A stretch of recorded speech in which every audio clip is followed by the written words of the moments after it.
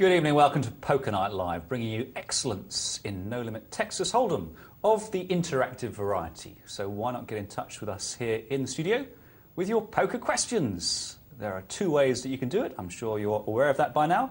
But just in case you aren't, here's a reminder. You can text poker and your poker questions 84222, or you can email the studio live at poker@pokernightlive.co.uk. We are here right through until 2 o'clock in the morning.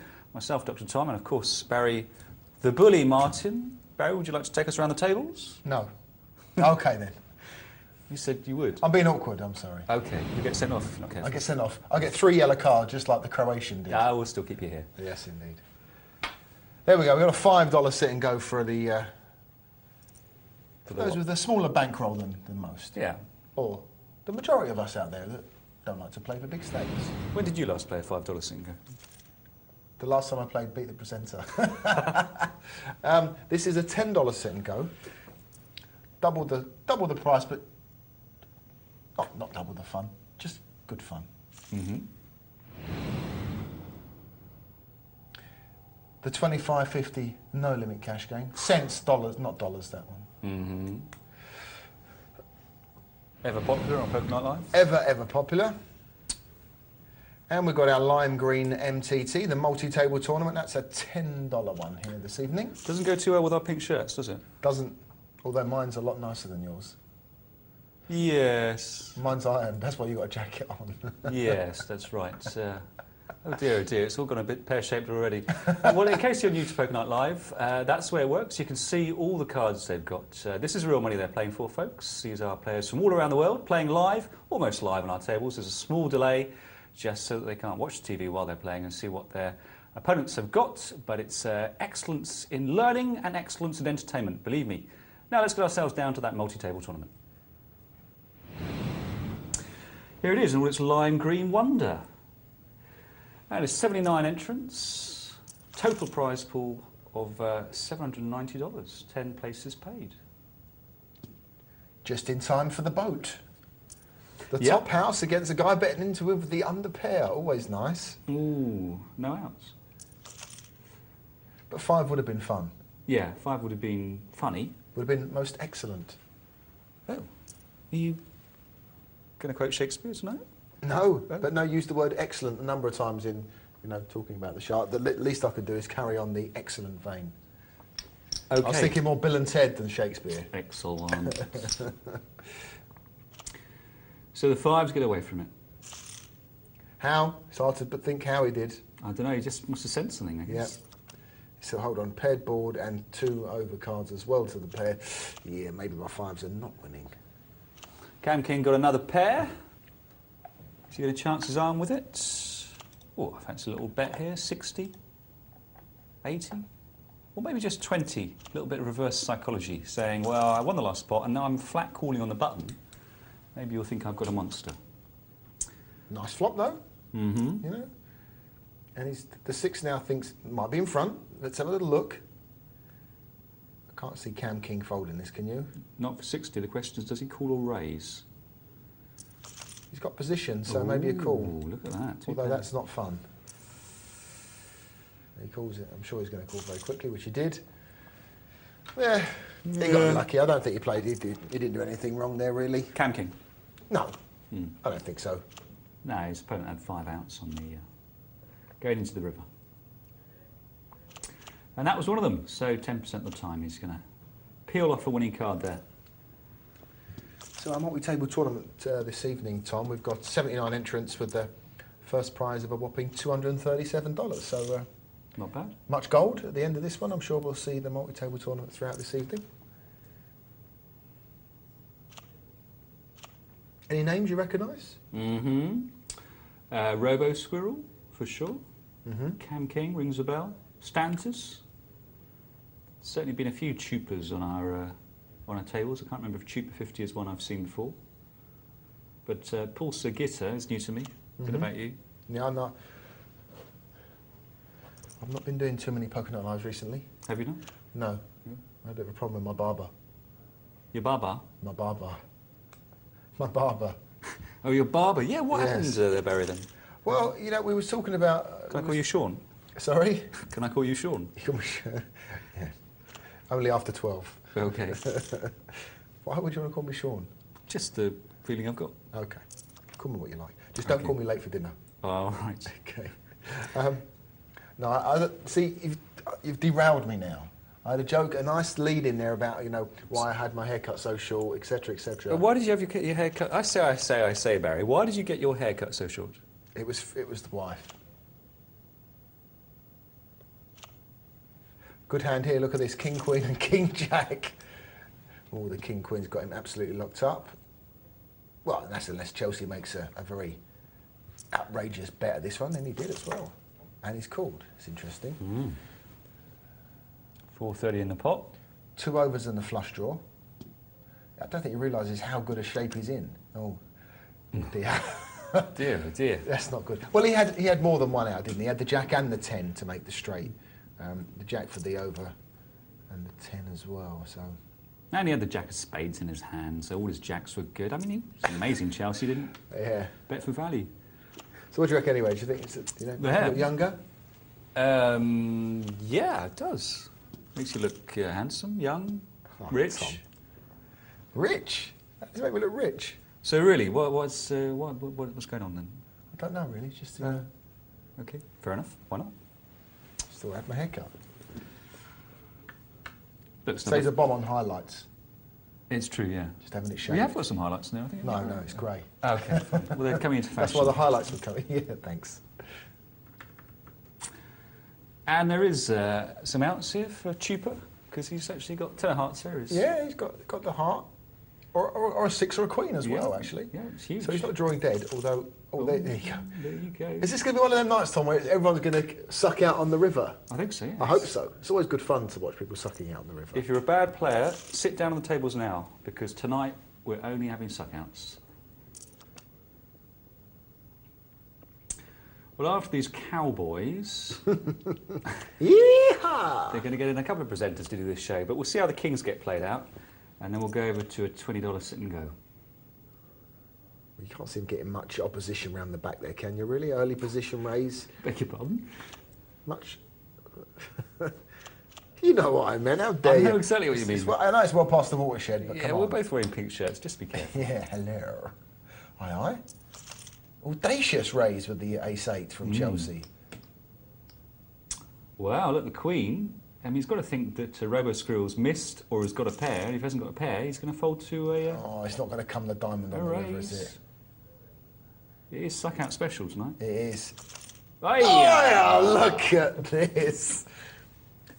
We organised the script perfectly, and what happened? Runner, diamond. Look, he's going to take it.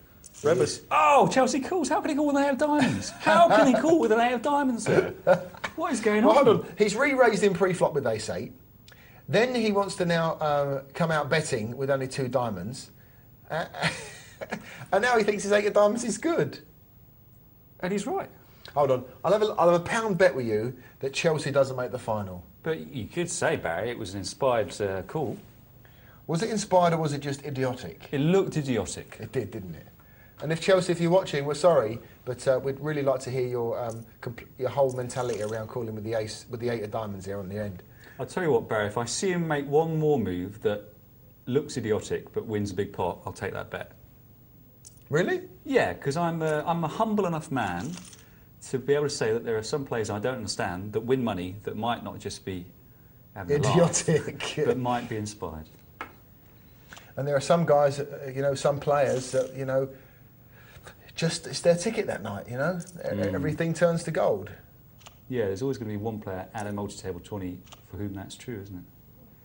Well, one way to avoid taking that bet is to make sure we skedaddle away from this table as soon as possible. Yeah, and get back when there's like 3 tables left and he's nowhere to be seen. Yeah. Let me write this down. Chelsea... No, I haven't taken the bet. If he makes another idiotic move that wins a pot, I'll take the bet with you. So are we going to stick with this? No, we're going to go for a sit and go.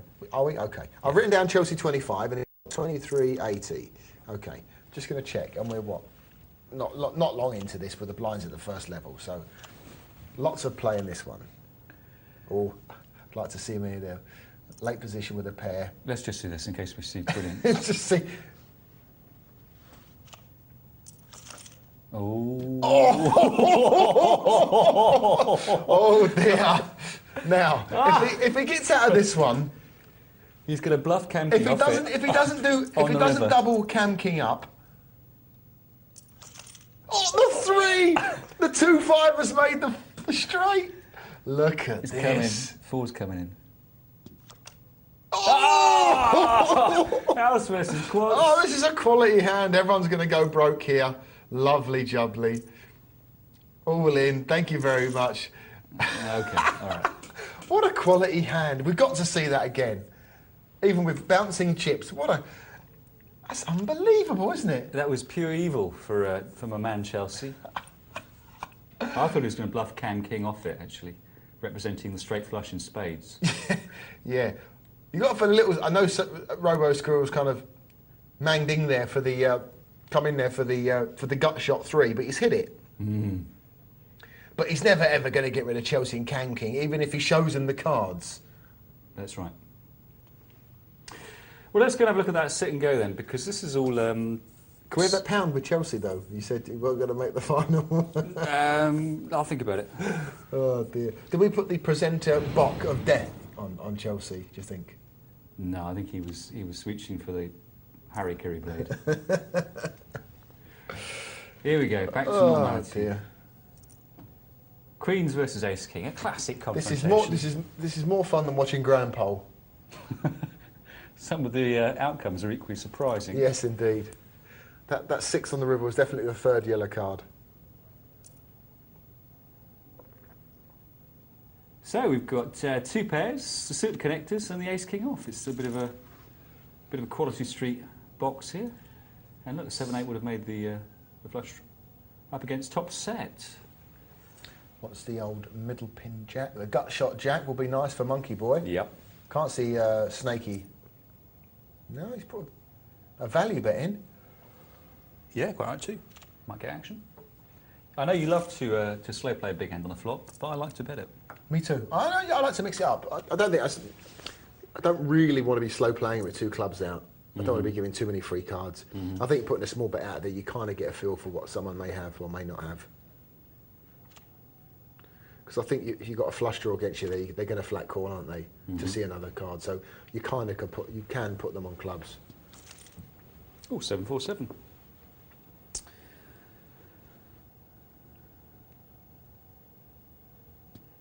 Up and down for Snakey here. It really is euphemism night tonight on Poker Night Live, isn't it? It is. Doing a special, schoolboy humour and unbelievable suck-outs on the river. We're here all week. It's great. Who says poker can't live up to the World Cup, eh?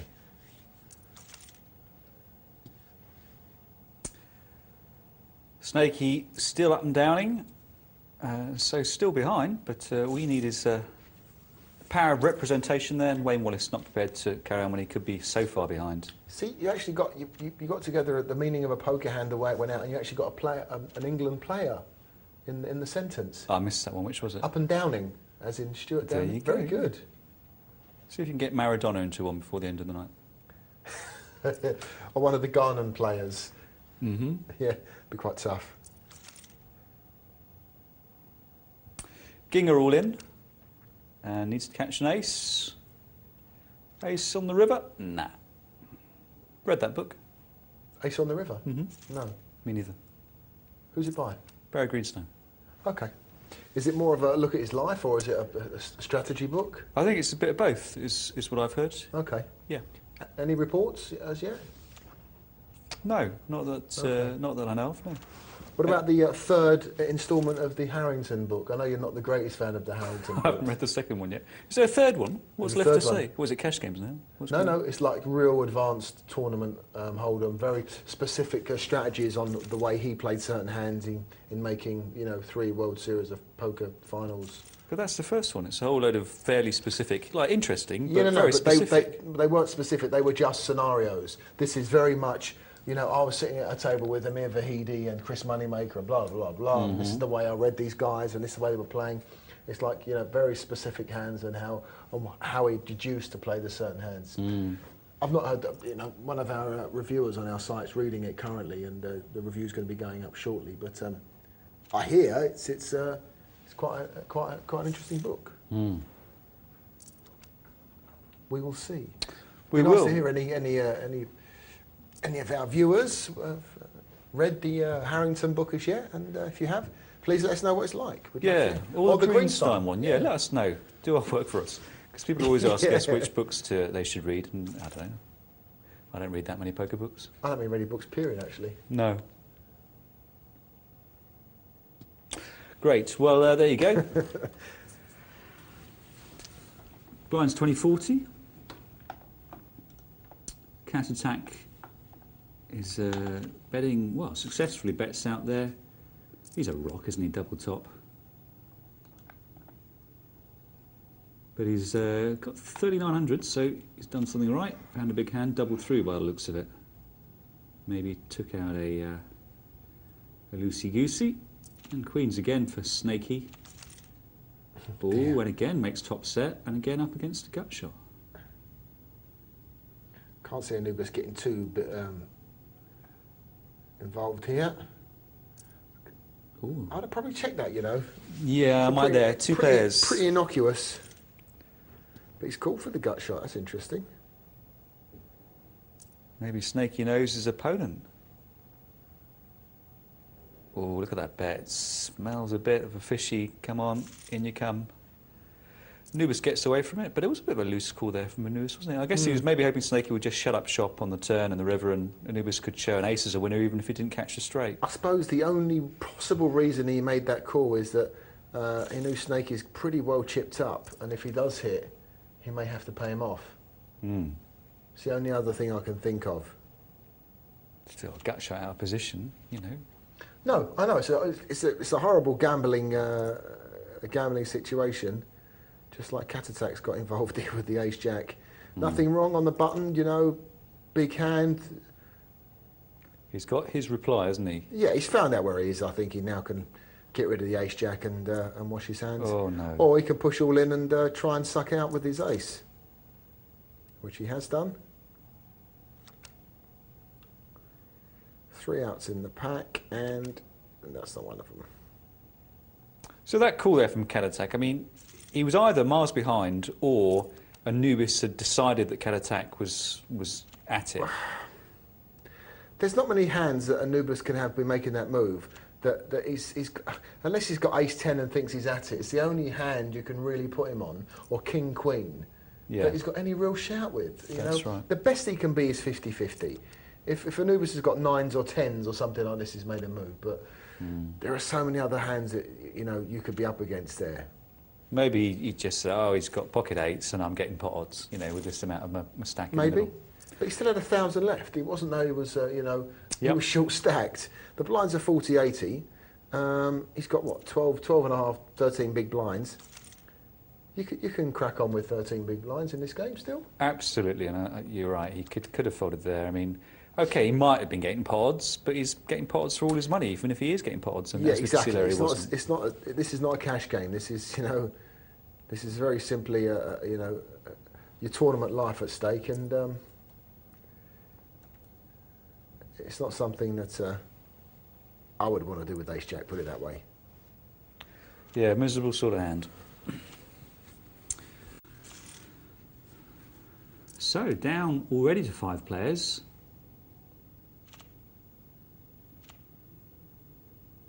And this is the extra cash version of the game, 16,000 chips in play. Oh, this is the 1,500 starter stack, is it? No, I think it's a 2,000 starter. Oh, it's 2,000. Okay. Looks like there's around 16,000. Get out the That's abacus. 7, 8, 9, 10, 11, 12, 15. Yeah, 15. Yep. So we've got a nice long blind structure and possibly an interesting bubble situation here. Blinds have gone up now though to 40-80. Well, the 6s are still good for Anubis, but I think really this should be check-check because both could conceivably be winning. Oh, well, I mean, you're not going to get called by a worse hand. Anyone with a pair is going to call you. Isn't that a classic error on the river? Bet with ace king. I just don't like bluffing on the river. I really don't.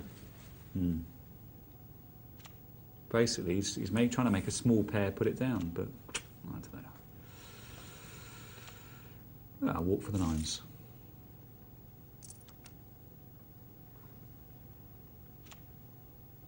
So Anubis chipped up here and involved in quite a few pots, and that's a very useful reputation to have around about this point in a tournament.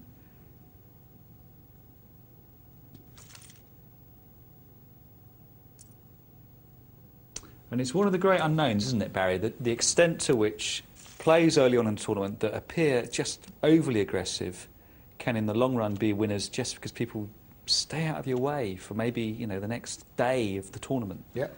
And there's no way of quantifying it. There's no way of knowing how aggressive, you know, to what point you can go being aggressive and still reap rewards if you get lucky, because people stay out your way. It's just absolutely unquantifiable. Especially interspersed in the aggression is, you know, a number of big hands that you get to turn over. People really don't know where they are. Yeah. Which, you know, you can go certain tournaments where the decks hit you in the face and every time you turn the hand over you've got someone monstered, which is great. And then sometimes you haven't got a hand. But, you know, the mix is nice when people really don't know where they are. That's where you want them in poker. Always guessing. Always prepared to give you the benefit of the doubt.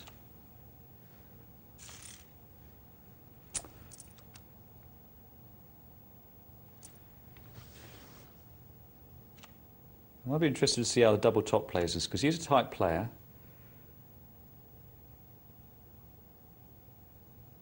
And I'll be interested to see what hands he's prepared to lay down at this five-handed situation. I think Anubis is going to walk all over this game, Barry. Well, he's got the chips to do it. He's you know, he's a solid enough player, and he's been getting some hands as well. Look at this. Kings earlier, jacks now. I wonder if he'll get any business from the fives.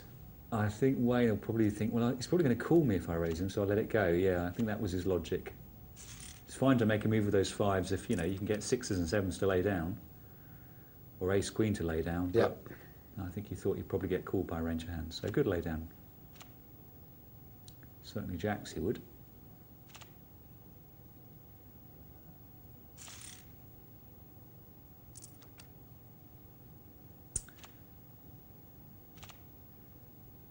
So, double top now.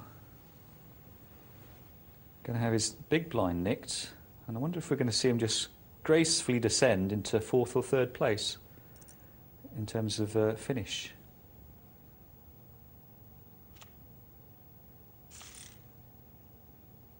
Trouble is, with just a five-handed game, you can't afford to wait for a monster. There's no guarantee you'll get paid when you do. Nope.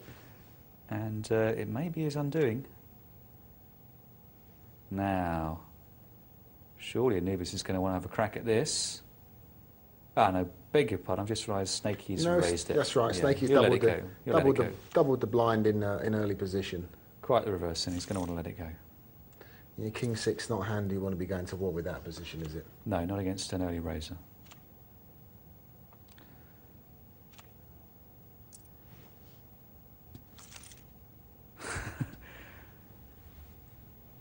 Well, that's an interesting check there, because I think Anubis thinks the flop is so scary that Wayne Wallace is going to be terrified that Anubis is just checking a monster. But ironically, Anubis has given Wayne Wallace there the flush draw. He doesn't want to take a free card and he bets it. Fantastic. Yeah. Classy play. And he might have to bet this.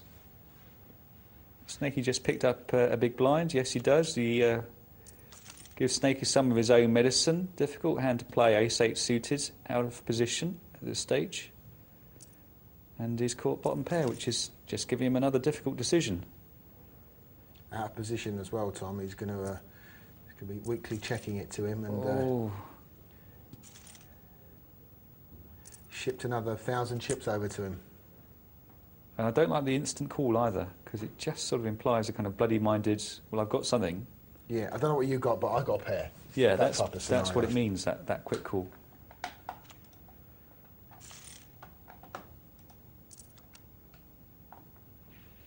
Now, Monkey Boy is certainly going to have a pop at double. What? Oh. Doesn't want to get involved. What's going on here? And ironically, it's Snakey and Double Top is left in a situation where he's dominating Snakey, whereas if Snakey had folded, Double Top would have been dominated by Monkey Boy. Bizarre the way things work out with the table dynamic. One person betting in one position can change the whole order of the game and who's left in the pot. As it is, the king there is the kicker that counts for Double Top. And we get some much needed chips.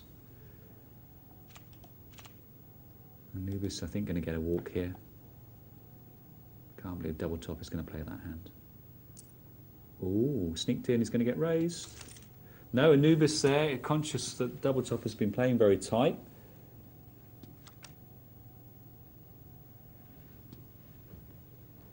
And surely he must know he's ahead now. If Double Top was slow playing, he'd have bet the turn. I'm surprised Anubis didn't bet out there. I really am. He's caught the king, and it makes no difference. Gets the same amount as if he had bet. I think he was getting the signs there. But he gave Double Top a free card. And here's a bet coming in. Oh, that's tight. That's very tight. Monkey Boy sitting there with, what, 5 big blinds. He's got ace-8. He wants to now pot. Very strange. Very strange. Sure, if it's a full-handed table and you've got 5 big blinds and you're under the gun, you might consider a laydown. You might not. But that's too tight.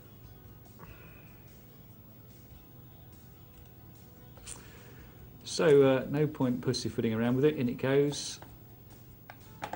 And ace-6, not the sort of hand you want to call with. And a wise fold there from Double Top.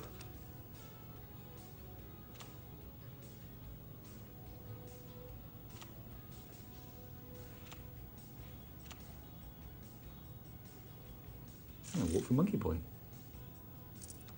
Christmas come early for the Monkey Boy.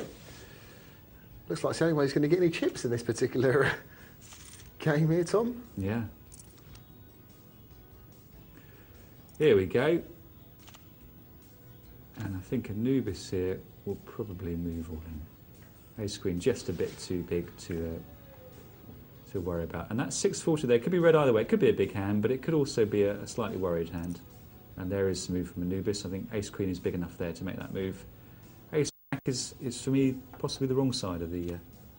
It's a close one, isn't it? Yeah. It's a very, very close one. And he's got 10s versus king. So looking for a double through here for Monkey Boy.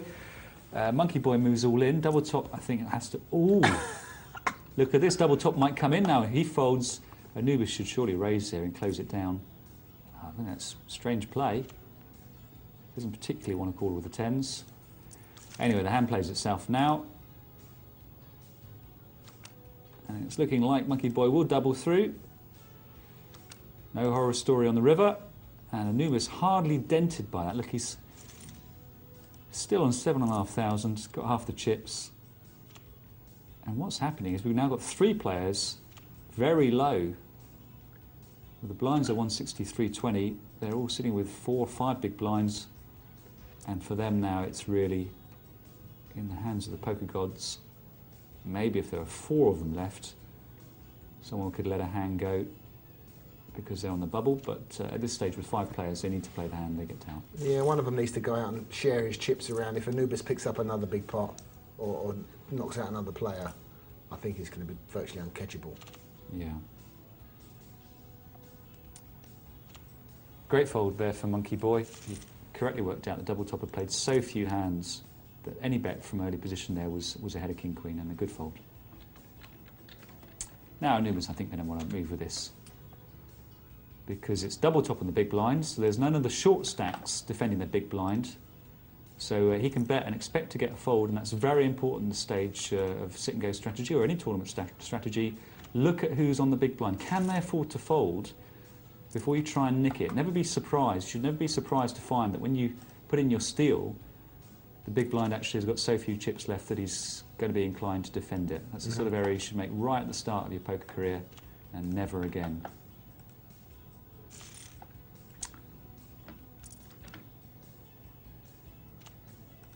And, oh, again, ace-9. It's, the aces are going up, his chips are going down, and he's still folding.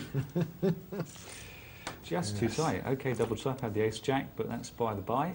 Who knows? Double Top might have folded it if Monkey had gone all in. And Anubis, I think, yeah, is quite right to fold there. Look at the size of Snakey's stack. Well, it's all in, of course. Snakey folds. Snakey hoping for a walk, but he's not going to get it. And the button moves, and now everyone's eyes are on Snakey.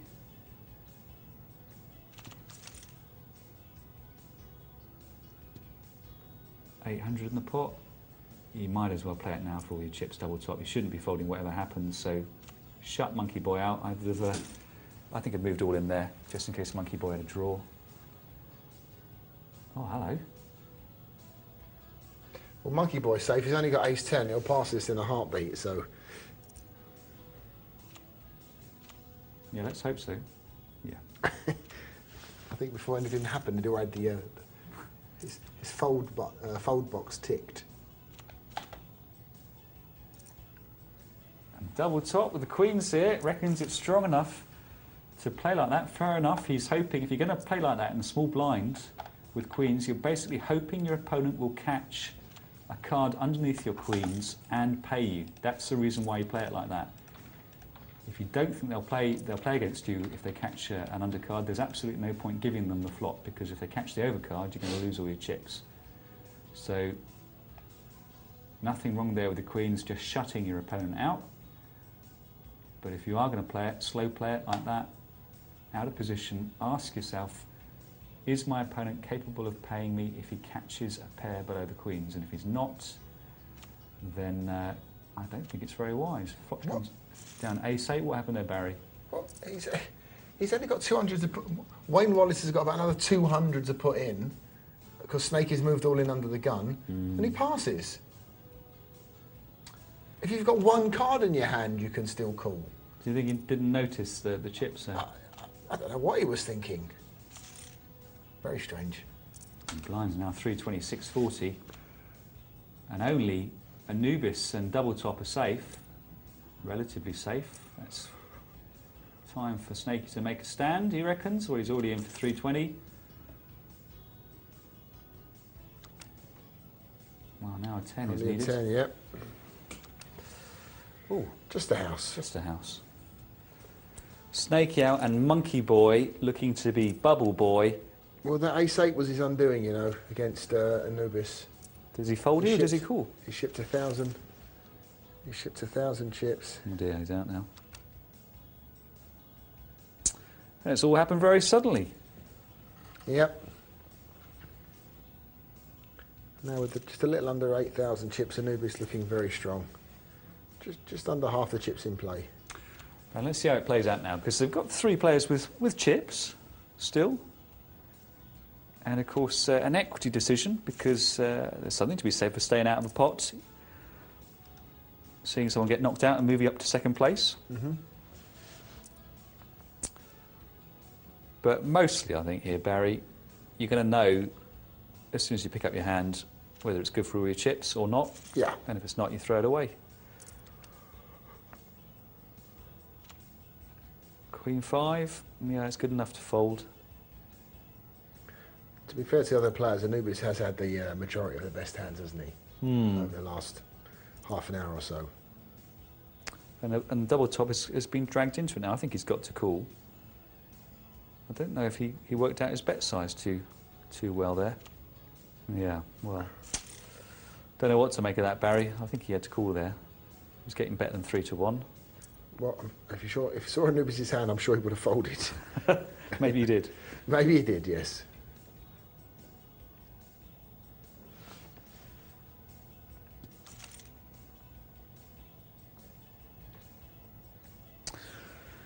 And it's Anubis' privilege to bluff here, because he's the one who paid good money to see the flop. And he's done this before. He's checked down a hand that's probably ahead. Well, if he's trap checking with king high, then my hat goes off to him, but he wasn't. He was playing it like a cowardly custard.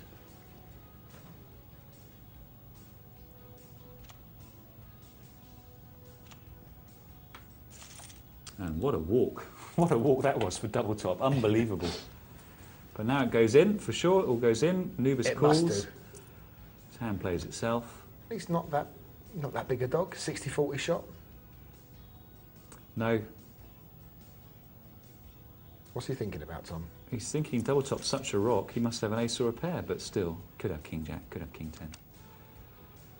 The jack's no good for him. And he's okay. Yeah. So, back to where we were a minute ago, but with Anubis somewhat diminished.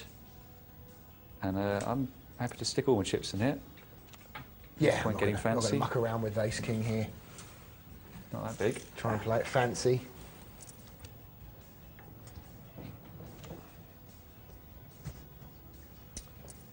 Yeah, I quite like that move actually. I hate the two kicker, but they are suited. He has got a queen, and double top is reasonably tight. And Wallace's table image is pretty tight right now. Yeah.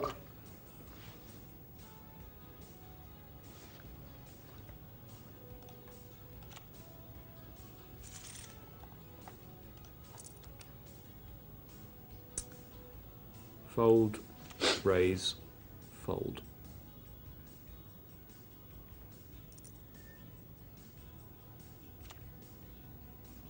And that's the case, so if I'm playing the sit and go, I show those cards. I say, look, I've got a legit hand. Are you a shower of cards? Almost never, but in that situation, yeah, where I'm looking to keep my fold equity up. For sure.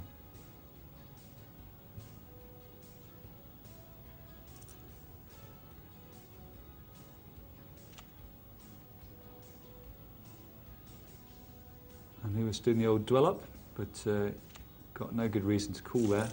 And it's certainly got longevity, this three-handed situation. In it goes, fold, fold.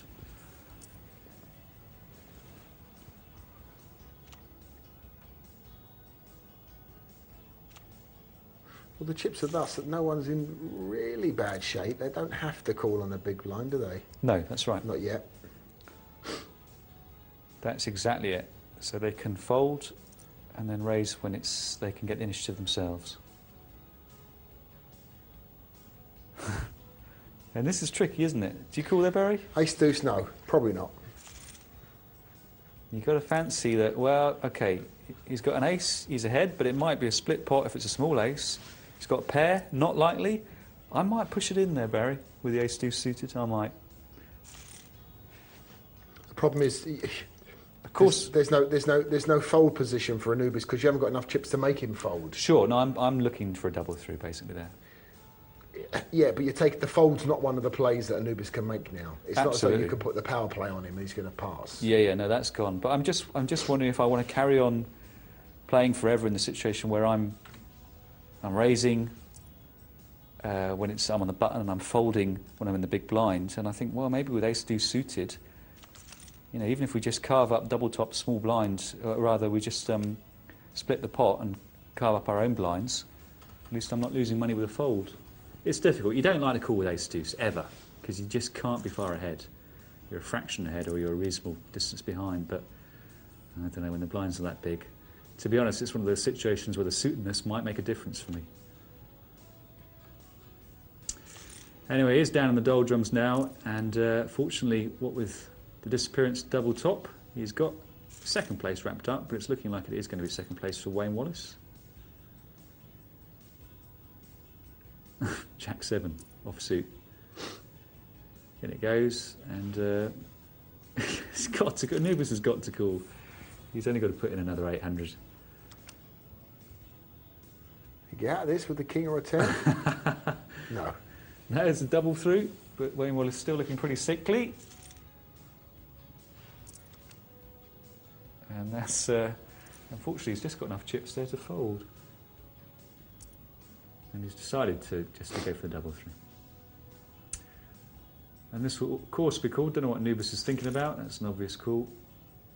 And there's a 3. Oh. Lots of outs. And that's it. We are Lovely. done. Well done, Anubis. He got there eventually.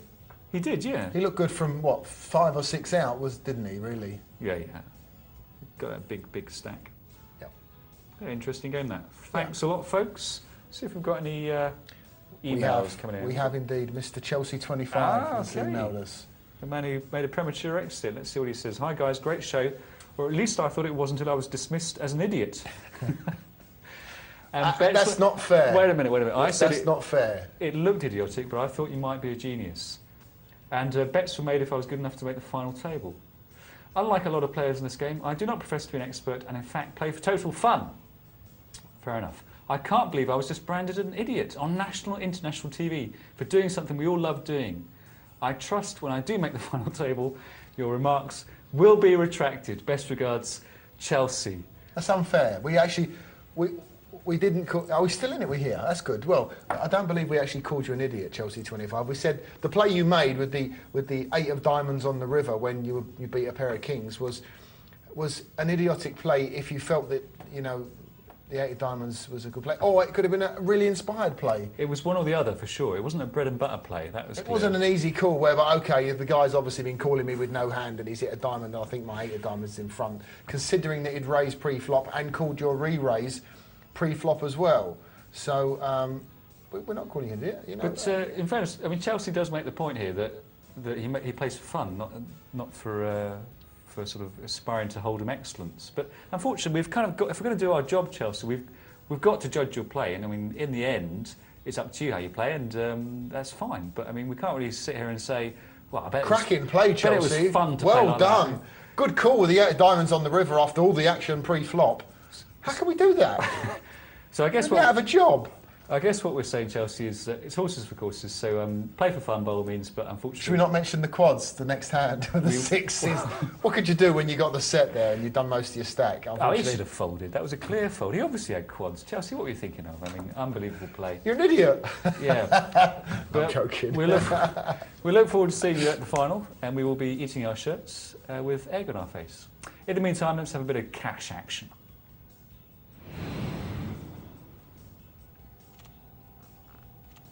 I'm a bit worried now in case he does make the final. Well, but we can't retract something we didn't say. We didn't call him an idiot. We said the play was an idiotic play. Yeah, but you did take bets that he wouldn't make the final, which is tantamount I to saying said, would you like a pound? No.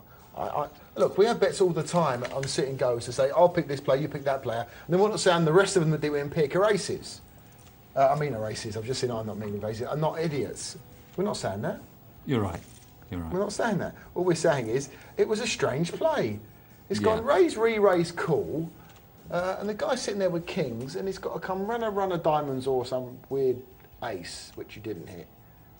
Anyway, you know, I think we've done that one enough. I think it wasn't the greatest play in the world. But look, hey, didn't you have a smile on your face, Chelsea, when that diamond come on the river, and you did call that bet on the end, and you found that you were winning? Yeah. I liked it. I think it was a great plan. I've always said that. I've always maintained it was a good play. And Chelsea set up very nicely. You know what? I'm glad you got a jacket on because it really hides your slopey shoulders. What? Slopey shoulders. Why are we talking about slopey shoulders? Well, because, you know, you're kind of going back on the original argument. I always said he was play. excellent. I think it's probably Gus Hansen. As Bill and Ted would say, most excellent. Is Gus Hansen a Chelsea fan? No. Okay. But is Chelsea 25 a Gus Hansen fan? Don't know. Well, keep us informed, those who know, how Chelsea's getting on, because we're interested to follow his progress. It's true, of course, it is international TV, Poker Night Live, so Chelsea has been dissed all around the world. He has. We should really find out what... Well, I know what it's like in French, idiot. It's idiot. You could say anything is in French if you just put a French accent. No, idiot is idiot in French. Right, okay. What's big blind? Big blind? No, grand... I don't know. I think it's something like Grand Parisien, actually. Really? That's large... Someone from Paris. Large Parisian, yeah, but I think that's it. I might have got that right. I know tapis. Yeah, all in. Yeah. Well, it's not all in, is it? It's on the carpet. Down to the felt. Well, it's carpet because if you go, a tapis is a carpet shop. Or I've seen tapis in a. Oh, is it? Yeah. On the carpet, it actually means. Not that I'm really proficient in French. No, but you got the accent. Oh. Yeah.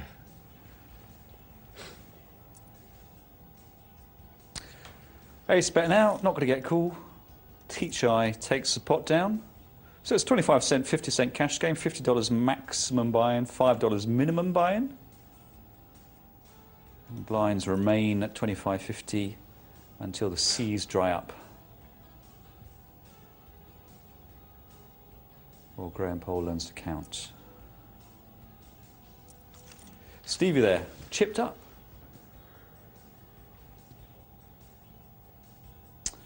And flush draw City here with Quinn looking to trump them both in the highly unlikely event that 3 clubs come, or indeed 2. Or run a boat. Or run on a boat, yeah. No boats and no flush for Quinn. So Latinate are now drawing to the nut flush by proxy, which is what I call my terrapin if I had one. Really? Yeah, nut flush by proxy. That's what I call him. I thought you was more of a monkey expert than a terrapin expert, more of the reptilian. Yeah, I'm a monkey expert, but I have a soft spot for terrapins. I wouldn't keep a monkey in captivity. Why? Why? They poo all over the carpet. Sorry, the tapis. But they can't you house train a monkey? Well, I guess you could, yeah. But, you know, the cheeky monkeys, they'll still be doing it. Dear. I used to sieve monkey poo for a living. Used to what? Sieve it. Sieve. Sieve monkey poo, yeah. Right. Take it down to the river. Was it gold? No, I wasn't looking for gold. Oh, that's panning, isn't it? That's when you pan it around the kind of... Yeah, but it's the same sort of thing. I was sieving out the poo and looking at the seeds. Really? To check the eating habits of the monkey? Yeah, that's right, yeah. See what they've been eating. Where was this? Borneo or somewhere? Oh, it was Peru. Peru? Should have guessed. It's It's a bit chilly there, isn't it? Oh no, that's chilly. Yeah. Yeah. Yes, I know. I'm tired. What can I do?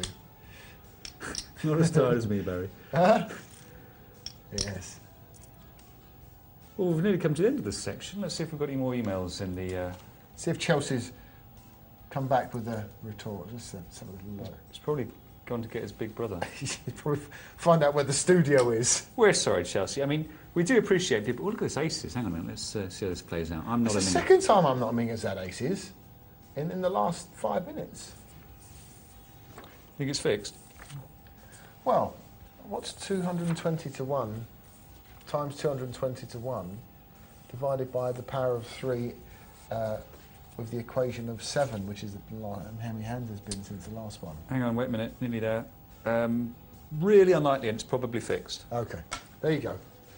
It's official from the monkey poo sieving person himself, Dr. Tom. Thank you. Online poker. It's not poo.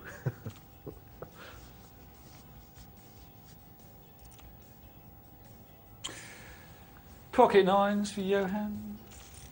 It's good enough. Do you ever find anything like strange In the poo? while sieving? Like, I don't know, like a dealer button. Because whenever they have, you know, like on a... That would be quite remarkable. That would be R.C. Clarke's Mysterious World if I had a button in... It would be. Or, you know, whenever they've got, you know, like Jaws and stuff. Uh-huh. You know, the film Jaws. Whenever they I do. open a shop, there's always an American number plate. Okay, yeah, sure. Or a Harley Davidson...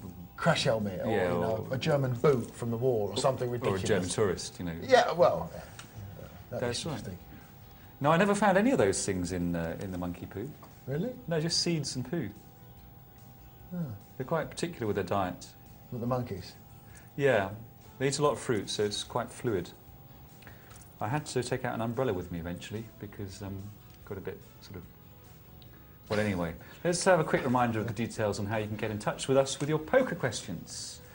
Text poker and your question to 84222 and we will endeavour to keep on the subject of that, or you can email us here with that email address, poker@pokernightlive.co.uk. If we call you an idiot, then by all means get back to us and tell us why you're not. In the meantime, we're going to take a short break here. We will see you very soon.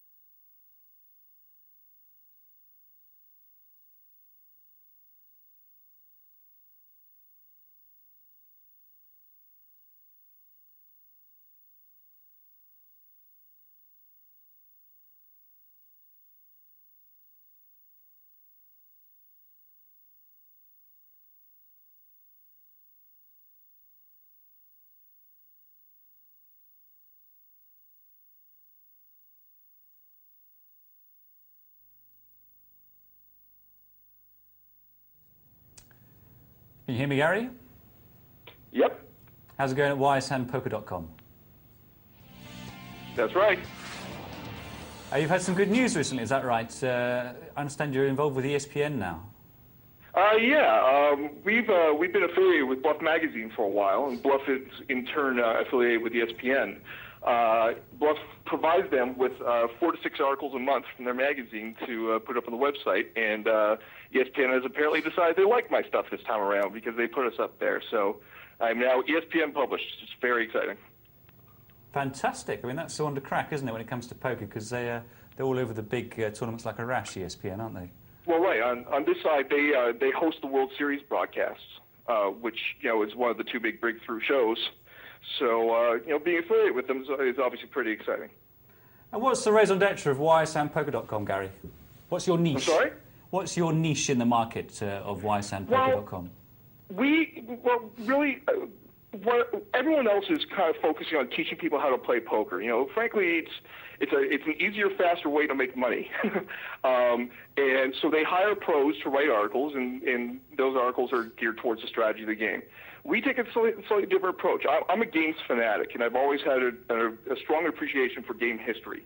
And so we comment more on the culture and write our articles in such a way that the fans can kind of appreciate it without having a deeper understanding of the tactics. We are starting to do interviews with top pros and so on now. So, if you're a fan of the game, then it's a good place to visit. No, it's very interesting. I mean, I guess when most people are logging onto a poker website, they are interested, as you say, in finding out how to improve their game or at least get some tips from the masters. But I guess now that poker's got so many people following it and watching it, you are getting to a point where you can have basically a dedicated poker historian or anthropologist, if you like. Well, right. The thing is, with everybody teaching people how to play poker, and some of those people having done it for 20 or 30 years, I'm 33. Some of these guys were playing before I was born. And while I can write an article about the proper tactics in a certain situation, I would rather do something that I could be better than everyone else at. I'm not necessarily saying I'm the best storyteller in the world, but I know I'm closer to the top of that mountain than the strategy. So that's the way I went. Very interesting. Do you think there might be a book in the pipeline, Gary? I've written so much in the last year that we could very easily just put it into a spine and sell it as a book. So I'm sure there will be something along those lines soon, but I'm not too worried about it right now. Especially with the World Series around the corner, I'm very focused on that right now. Gary, you mentioned ESPN and the World Series. That they're going to do a pay-per-view situation this year, aren't they, for the final table of the main event? How do you think that's going to be received in the US? It's actually kind of exciting. For the first time, they're going to make it so that you can watch the final table live as it's going. And I don't know if your listeners are aware, but last year that was a 13-hour process. So, for $29, 13 hours of television isn't so bad. I'm not sure if they're going to be showing the hands or not. I would have to think they're probably not, because there are just so many ways to get that information to the players. But even still, personally, I love watching the old World Series, on DVD or whatever, and a lot of them don't have the old, the whole cams. So, I know I'll be entertained by it. Yeah, I was speaking to a couple of ESPN officials. I'm going over there myself, and they were saying that it's going to be just basically a couple of overhead cams, flop cam, dealer cam, just kind of produced out for both pay-per-view on the net and pay-per-view on cable as well. So. I don't think they want to delay it with hole cards. Yeah, no, I think that's the best way to do it. It's good for the aficionado, and at the same time, it's not going to affect the results, which is important. So I'm glad that they're taking that approach. Yeah, no, it should be fun. How many runners do you think, Gary, for the main event this year? How many? How many players? Oh, well, the number I'm hearing is 8,000. And each year, when I've heard the number, it's gone over the number I've heard. So it might be around 8,500. Regardless, it's going to be a lot. It's going to be a hell of a tournament, isn't it? I'm just thinking if... I'm guessing that room is going to be pretty warm by the end of the third or fourth day. If we're going to have a 13-hour final table and that's going to be live, it's going to be even...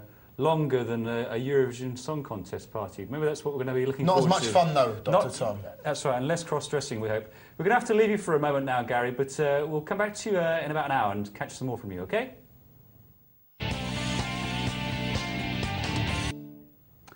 Welcome back to Poker Night Live. Thanks for sticking around. Well, it's that time of the night when one of us, in this case Barry, goes off to play a bit of a sit and go. You nervous, Barry? Barry. No. Are you going to go for the fast structure or the slow structure? I don't know. We'll see what's on offer. We'll see what's going around. I like both. I might play a couple of fast ones, maybe one slow one. Okay. Depends how I'm feeling. Kind of racy or not. I don't know yet. All right. Well, we'll be interested to find out. So we've got no more emails coming into our box right now. So send us a few. Why don't you? Quick reminder of the details of how to get in touch with us here on the show. You can text us. Text poker and your question. Poker question, query, comment, observation, joke. Book review, 84222 is the number. Or you can email us at poker@pokernightlive.co.uk. Right, let's go and have a look at that multi-table tourney featuring Chelsea 25 amongst other players. Wow, look at that. There he is, looking ominous, Barry. He's got a few chips there. He's got a lot of chips. More phenomenal river calls. But no, we're not knocking you, Chelsea. I mean, absolutely play for fun, by all means. Nothing wrong with that at all. And it's only $10, so it's not going to break the bank. So a quick update of how we're getting on the multi-table tournament. 27 players left from the original 79. And the average stack is about 4,500. And our largest stack at the moment is Hayes B 234, who we saw earlier. He's got 10 something. Smallest is 125. Not very good, is it, when the big blind's 150? But there you go. I'm sure it's all part of his strategy. So, down comes the flop. 78 on tilt, looking for an 8. Doesn't it come? And Blair Elder now with 45 chips left, I think, can afford to take a view on that ace and stick him in. And 78 should call for the gut shot, which he has done, but to no avail. Well, considering we left Chelsea 25 after berating his play, after doing all this stack with the set under set, he had 380 chips. Now he's got 5,000, so it's some movement. Comeback, yeah. Chip and a chair scenario. And he's ahead with the threes, but he chooses to throw them away. So a walk for the ace-queen. Not what he was expecting, but it certainly simplifies his decisions.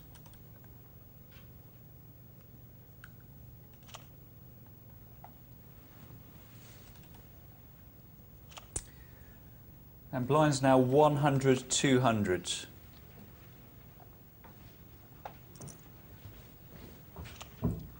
And what do you do now?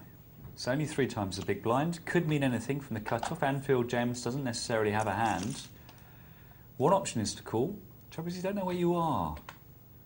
And that's kind of what you can expect to happen. You catch middle pair if you've got 10 jack. It happens a lot. You don't normally catch your straight or your flush. You check, your opponent bets at you. You don't know if he's got the king or he hasn't got the king. On this occasion, of course, it's a nightmare. Hayes say high. I think he's going to have to call here for sure. He may even take a view and raise to find out where he is, but he's going to burn off another 400. Well, I mean, I don't understand it. The fold was correct under the circumstances, but to call on the big blind with 10 jack and then flop middle pair and then fold when you're getting 5-1 from the pot, wow, some of the time it will be a bluff or a draw from your opponent there. So I just don't understand that. That's losing, or it's not joined up poker, shall we say there, from Hayes say high.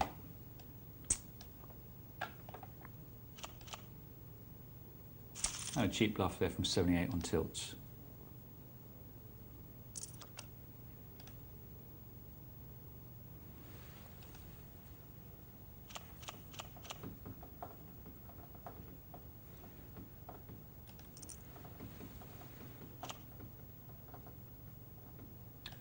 Same sort of situation, Jack 10 offsuit on this occasion on the big blind, and Nods lets it go against the same size bet, 3 times the big blind from the button. No shame in folding on the big blind. And how is he going to play them? 300 in the pot. He's got 2,500.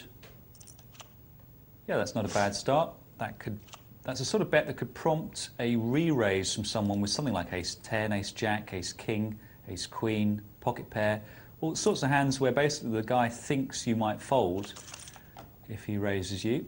Oh dear. Well, king 10 called in the small blind, and now look at this. This is pretty much certainly going to go to an all-in with a 1400 in the pot, like he's correct to bet here, I think, and that's the sort of bet I like. It looks a bit smelly, and odds might as well have moved all in there, because it's actually more suspicious there to flat call on the flop and then bet on the turn than it is just to raise on the flop. And the inevitable happens, and likely is knocked out. Aces get cracked. And now Chelsea has got the aces. Could well be sitting in the small blind. Yeah, there was a raise from Blair Elder. I was just going to say, could well find his small blind raised.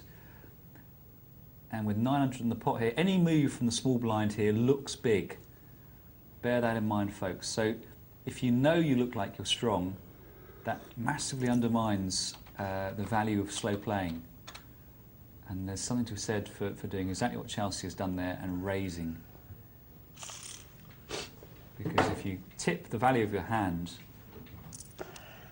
with a small bet or just a check, and they know you're strong and you haven't actually made them put any chips in, then you've got the worst of both worlds.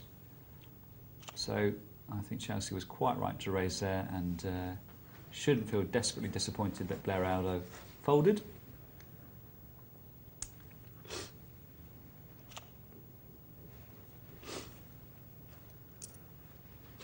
Just to completion in the small blind.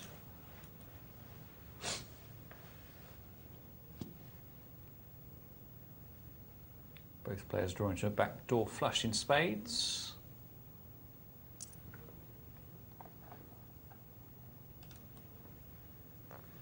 But top pair for 78 on tilt.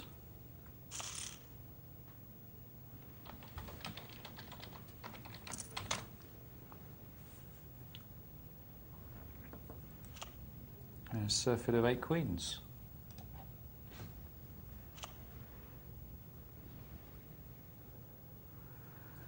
Well, we've not only got the multi-table here tonight on Poker Night Live, we've also got the Poker Night Live Heads Up Championship that's approaching its thrilling conclusion.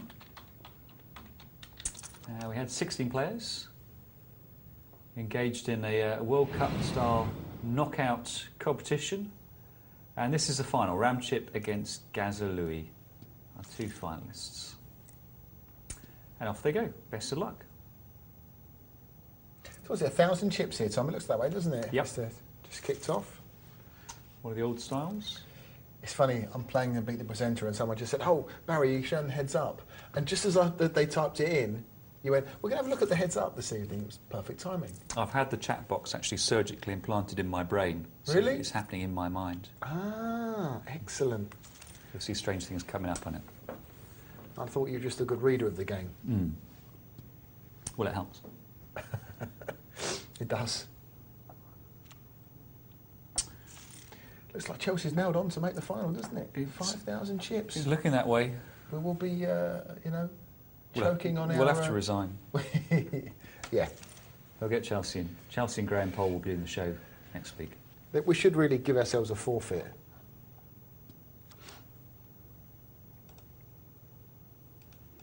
So Ramchip has won at least one multi-table tourney on Poker Night Live, so he obviously knows how to play heads up.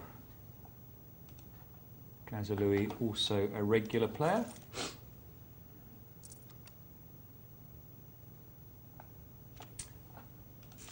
Our semi-finalists were Gazza Louis and QP Wui, Barrel UK and Ramchip. There's a nut flush draw on bottom pair for Gazza Louis. And he's just called, rather than playing a strong semi-bluff. Now what? He's up against 2 pair. Jack of hearts is no good for him. One of his flush cards is out, and he just decides to call. Yeah, it's not quite clear where he is. Of course, it is possible that his 3s would be a winner against some bets there on the turn. Ramchip actually has got the business, but Now I think he can fold, and that's a good fold from Gazalui. Works it out at the end that Ramchip would probably have something there to be betting the way he was betting, and therefore on the river would only bet if it was a considerable something. So Gazalui is somewhat denuded already. And these blinds will be doubling soon, because I think this is a fast structure of 1,000 chips. Now what? Flush draw versus middle pair. This is going to see this sort of thing happen a lot in heads-up poker, and it's up to you how aggressive you play either of these hands. You play much heads-up? Pure heads-up, Tom, online or live? Not as a profit-making venture, no. I play for fun, and I'll play in prep for a tournament. Well, it's funny enough, at the next Gutshot Festival, we're going to have we are going to have a heads-up tournament. 64 players, £50 entry, just as a bit of a fun situation. Mm-hmm. Should be a giggle. Yeah. Not mine, I don't think, Barry. No, some people like enjoy heads-up play, some people don't. Yeah. Fantastic. Going to enter it? No. Any celebrities sign up? I don't think so.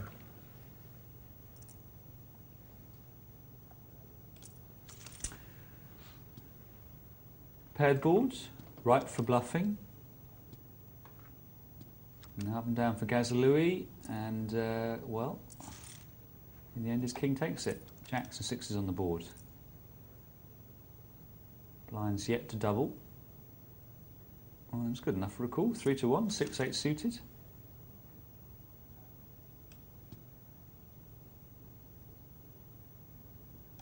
Yeah, why not bet? Top pair, top kicker. Why not?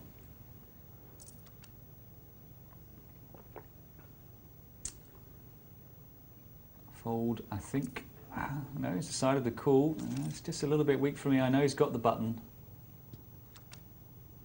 but it's a little bit weak for me. Deuce 10.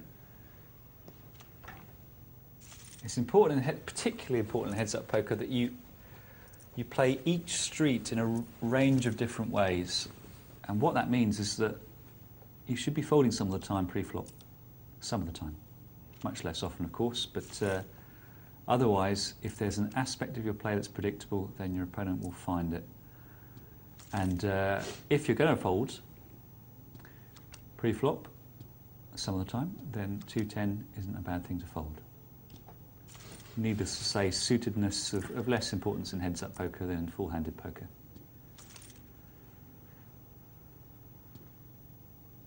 Well, we're certainly going to split this if they take it down to the river and no one pairs up with their kicker. Oh, well, Ramchip has paired up his kicker there. Check, check. And Gazalui now, with the blinds having finally doubled, is starting to get into difficult situations here. He's only got 11 big blinds. And he's got bottom pair. He probably is going to fold this, reckoning he's either up against a draw or a better pair, and in fact a draw here. 2 overcards constitutes a draw. Ramchip just with ace-queen, ace-10. Can easily outdraw Gazalui, so he lets it go, but he wants to be taking the initiative himself fairly soon now, Gazalui, and before he gets down so low that Ramchip will call him, possibly even knowing he's behind. Well, there was the initiative in spades, or diamonds or clubs in that case, but wow, 2-4, he did exactly that. Realised that if he got any lower, he was going to get called pretty much regardless of what his opponent held.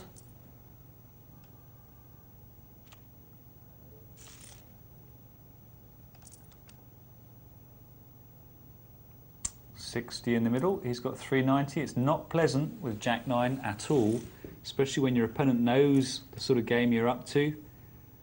But he does move and he does get the fold from a better hand. And that's a bit of a straight draw for Gazalui.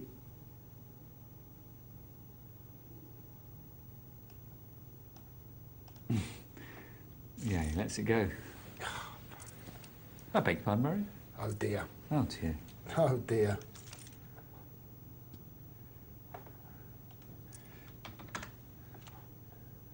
Good fold from Ramchip. Keeps pressure on.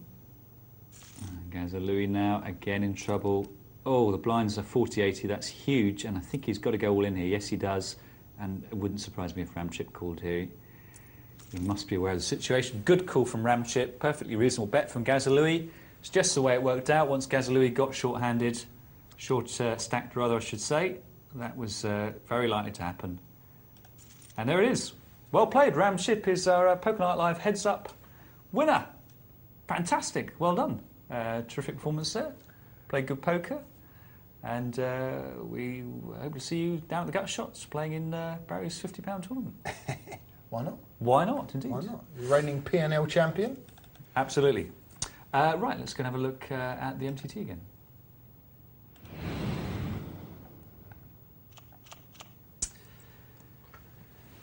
So Chelsea, pretty much where we left him.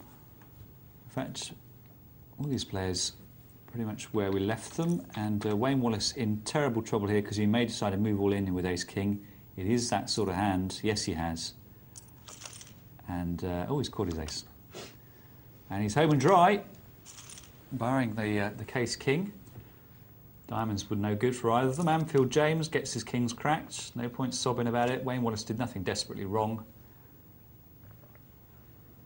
And kings, of course, get cracked.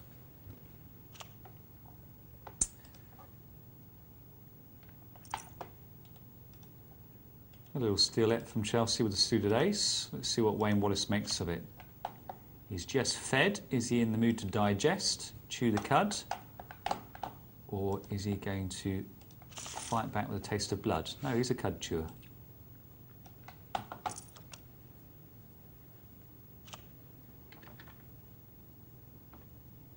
Ace king again now. Could well be folded round to ace says high.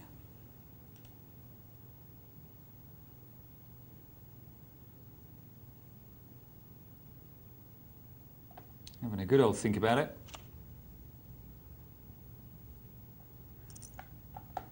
$78, that's a purely positional raise. I don't believe he's at all particularly interested in his king six there.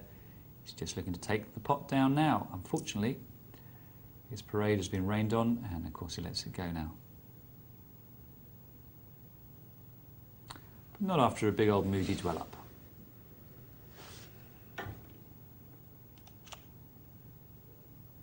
Go on, he says. I got ace queen, but I'll let you have it.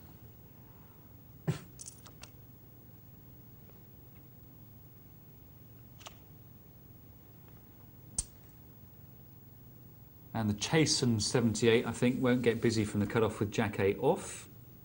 And no one else has got a hand until we get round to the small blind, where Hayes says high. Everything depends on his opponent here. It's really important to know your opponent. When you're in the small blind and your opponent's in the big blind, some players are very belligerent, some aren't. Know your big blinds.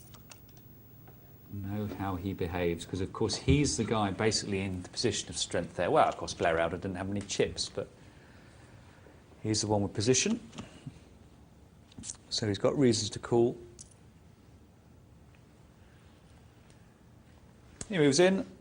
Nod's doing a moody dwell up again, par excellence. Can't believe he's thinking of calling, but he just wants to discourage Blair from nicking his big blind in the future. And a bit of a lifeline for Blair Aldo there, back up to 8 big blinds.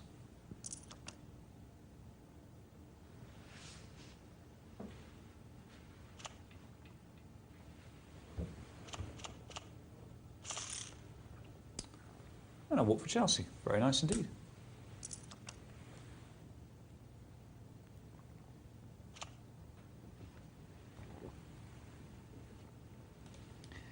Now, that's just small enough for Nods to take a view and move all in, saying to himself, well, my opponent's got an ace, probably, or middle pockets, so I'm in reasonable shape and he'll probably fold.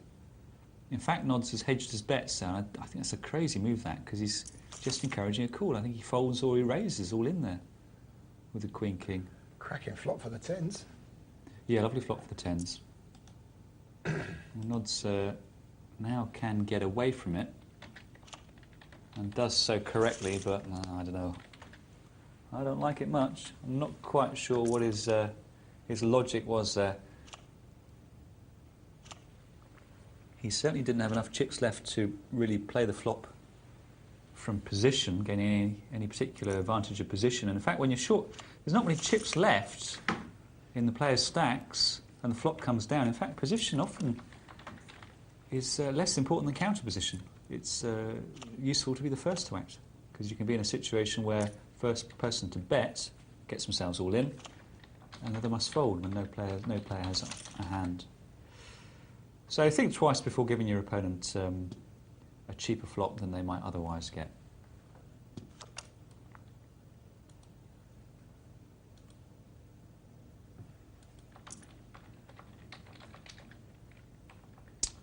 Sterling play there from Hayes says hi.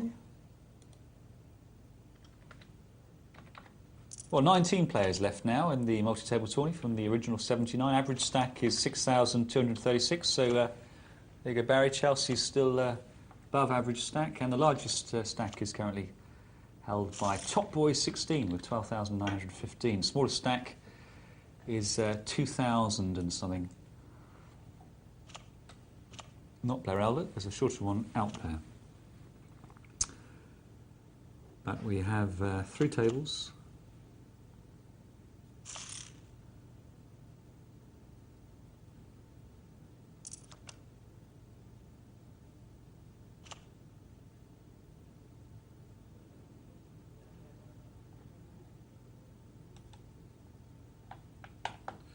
Surely a fold, and then when it comes around to nods, well, what does he do? Because he's now got about 9 big blinds, and he decides that's just too much to risk it. He doesn't want to put part of it in and get pushed off it, either before the flop or on the flop. And he doesn't want to put it all in. He doesn't want to put in 2,700 to win 450. So an understandable fold. But he's looking to double through on these. He's hoping that someone will read that as a cheap attempt to bluff. But in fact, with 10s in Chelsea's hand, Nods could have gone all in and still got Chelsea's money in there.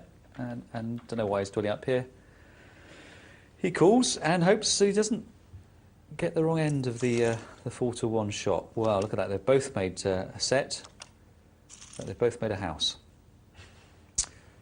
So Chelsea once again at the wrong end of a set versus set. Didn't come up against quads that time, but anyway, the damage is not fatal.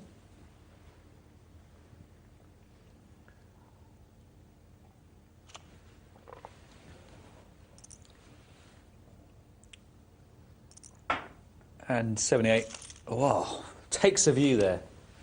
Look at that, takes a view, and in the event, he takes it down there.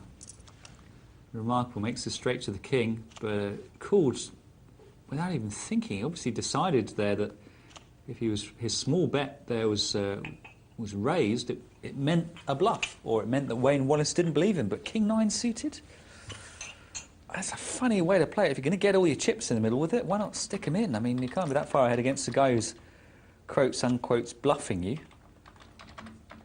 And he had to suck out big time there. His clubs were no good. He made the straight. 9 to the king. Got another flush draw. Bottom pair in position. Heads up. All sorts of reasons to take it down now. I think I put in exactly a pot-sized bet there myself. He decides to try and take it a bit cheaper. And succeeds.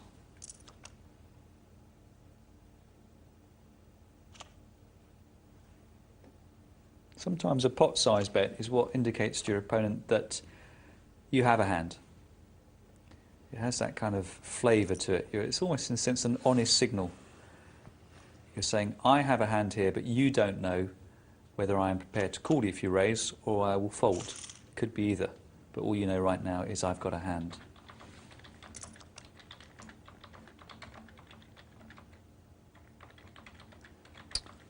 And the logic of that is that more often than not, if a bluff is going to work for a pot-sized bet, it will work for a sub-pot-sized bet as well. and so you'd rather do it for the smaller size, because then you win more, because you lose less on the times that it doesn't work. And the sub-pot bet isn't obviously a bluff, and therefore prone to a raise bluff, because some of the time that sub-pot bet is in fact a monster.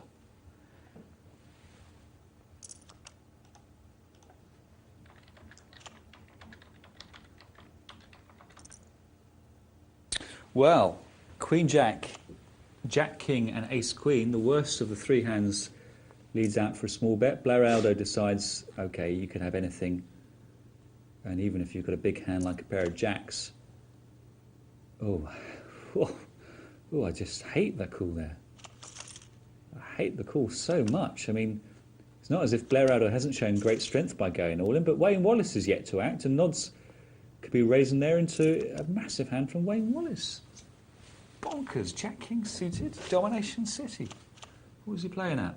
Didn't need to make that move at all. Now he should stick it all in. Not least because it might look like he's on tilt. He's actually got a legitimate hand here.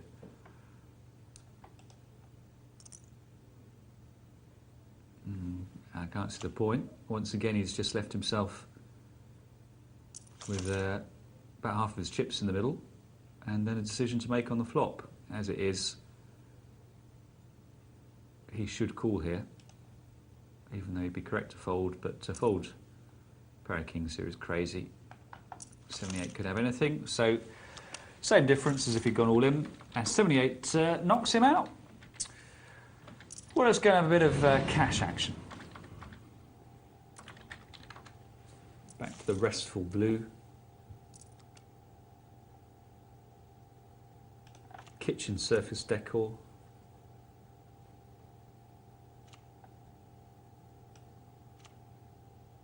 And another chipped up player in seat 6 there. Stevie, 145. Best part of 3 times the maximum buy-in on this size cash game, so he's doing all right. Latinator down in the doldrums there. He's our short stack.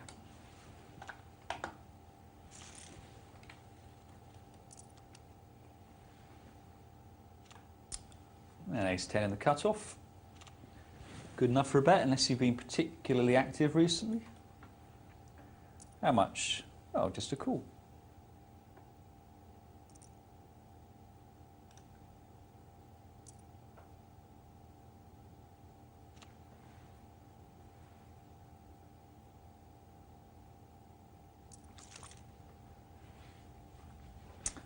He's called his ace.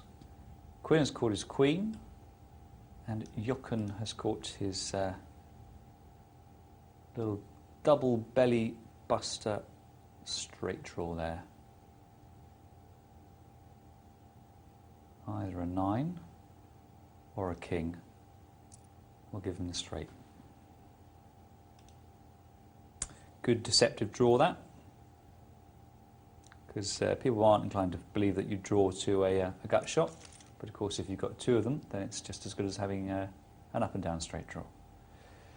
So, Queen quit the field unwisely, given the turn card, but he wasn't to know, poor soul. Certainly very attractive odds there to draw to a gut shot if you're certain your opponent hasn't got or isn't going to make a house. Of course, you can't be certain, but still worth a punt. And worth a fold now, as indeed he does.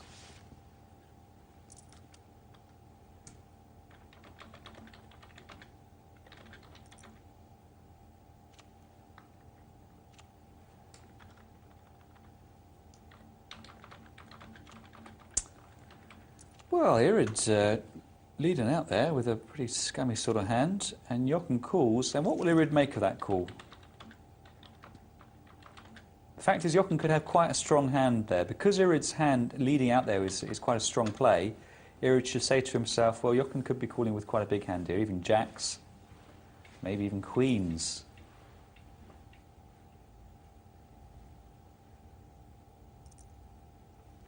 And what does the limit raise? I think this is a clear fold from Irid. He's got absolutely nowhere to go there.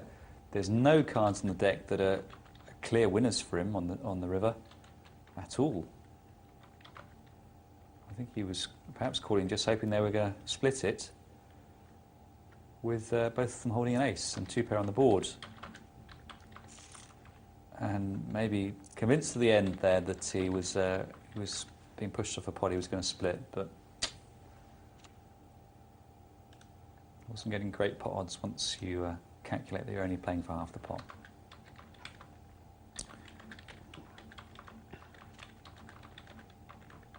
$150 or 2 from Quinn. Not a great deal to be said for flat calling here, I don't think, with the ace-queen. You put yourself into a situation where you catch your queen or your ace and someone in the big blind has made 2 pair. Up and down for Stevie. Middle pair for Quinn. He's going to have to bet it because there's so many draws there. He's probably ahead at the moment. He might be behind, but he's probably ahead. And look at that. That is the nightmare card. Quinn has made 2 pair, but the ace gives Stevie Broadway. Top straight. Can he get away from it? I think Stevie's going to want to bet here. And what's Stevie got? Well, he's not got Queen 3. Wouldn't be playing that. Has he got Queen King? Queen is seriously got to ask himself. And I think that's an unwise check from Stevie there because he's not obviously up against a flush draw and he's got a good chance of getting paid off by 2 pair, but spooked by the diamond on the river there. Difficult to know what to do sometimes on the river there, whether you should pass up an opportunity to bet for value when you could be in danger of walking into a big hand. Perhaps discretion was indeed the better part of valour there. And who knows, there's no guarantee that Quinn would have paid off Stevie's bet there. That's the case when the scare card comes down that's scary for you. It simultaneously decreases the chance of your hand being a winner because your opponent could have made a draw, but it also decreases the chance that your opponent will pay you. So that's another reason why you shouldn't bet for value when the river card is a scare card. So I've talked myself into agreeing with Stevie's check there.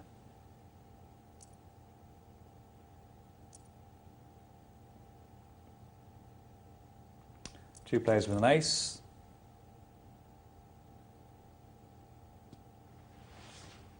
Two players with a busted flush draw. And the chips are distributed. Flat call with Jack 10 off, if you must. And we're going to see a flop for free, I think. Down it comes. Whoa. Well, now look at that. Natinator's got the one off the nut flush draw. Queen is up and down.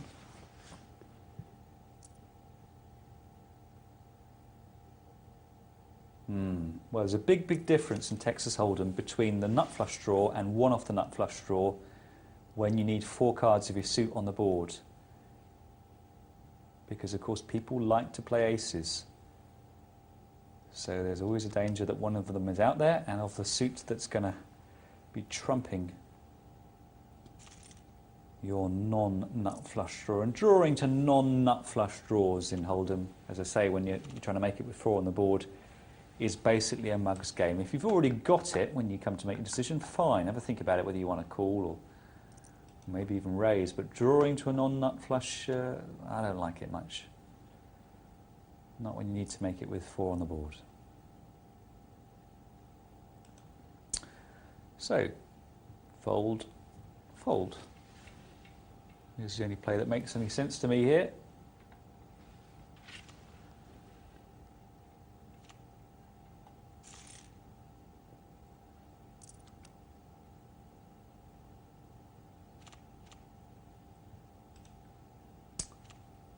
Bob, bob, bob. 1. Just a call, a limp. Looking for those implied odds. Oh, he's got them because Latinator has not raised.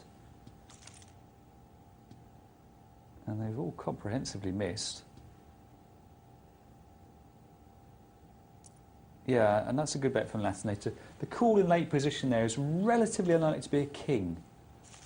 In fact, of all the cards that come down on the board, I think the king is the least frightening for Latinator there. I mean, you've got to think Bob, Bob, Bob would bet with King Jack or King Queen or Ace King, all those hands. and he'd fold king 2 or king 5 or anything like that. The call in late position, suited connectors, small pair, monster hand, just doesn't look like a king.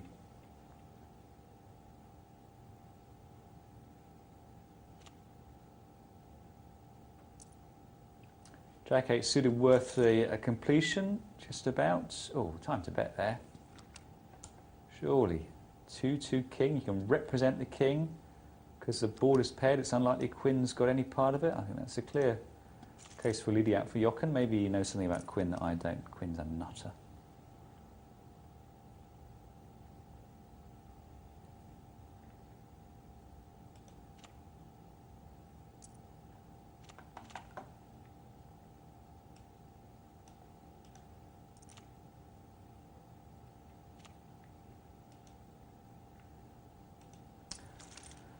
Well, here he decides to call out of position, limped and then called the raise. Jochen going to take a free card, or is he going to try and semi-bluff it, risking being check raised?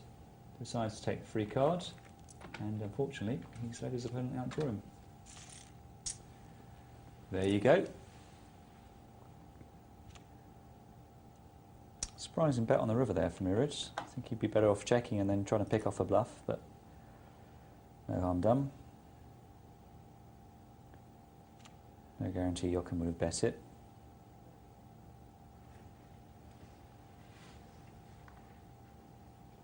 And this should be folded now. Latinator picking it up with King Queen suited.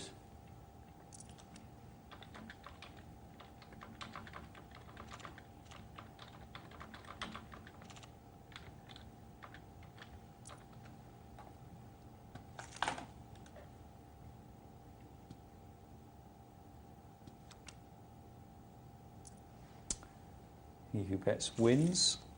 That was a very cheap bluff from Stevie. And let's see if he's feeling so guilty about that last bluff he doesn't try it on with 10-Jack.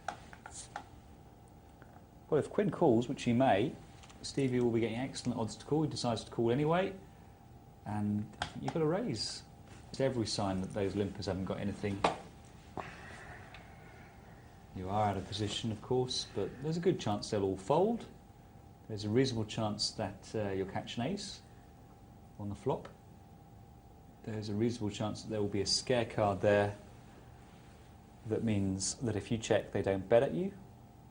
You just don't know. But ace-queen, when it looks like no one's got much, you've got to bet it even out of position. And he takes the pot down, which is fine by him.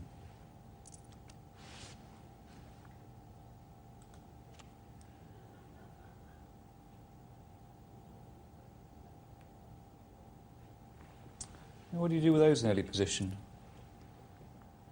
You flat call them, apparently. Nothing wrong with that? Nothing wrong with that at all, no? No. It's a safe playing cash, the pocket eights. Probably worth giving them up now, though. Queen, king on the boards. And again, difficult to bet now. Draws appearing all over the place. Someone might decide that with a queen, they're now good. So the eight's just got to check it down to the river. And sometimes, check down to the river, they will be good. And this is an occasion in which they're not. Two pair for Stevie.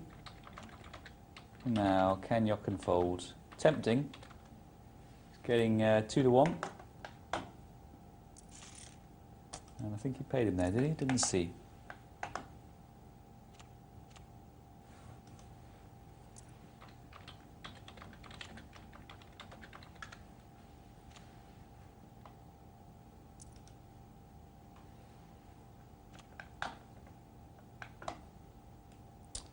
I'm not even going to take a free flop, but not much use with King 5 when there's King Queen out there. Bob makes the ace, and time to bet to find out where he is. Neither player really can represent, and Bob should take us down with $1 or $1.50. $1.50 it is. No point fighting back on that one.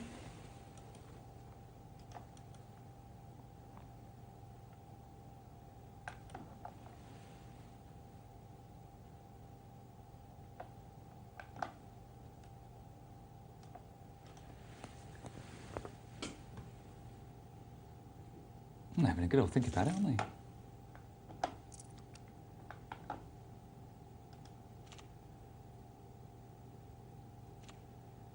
Singularly unimpressive run of cards we've seen on this table. I think they should do something about the random number generator. It's all very well it being well, it's all very well it being fair, you know, and unbiased, but it's a bit boring every now and then.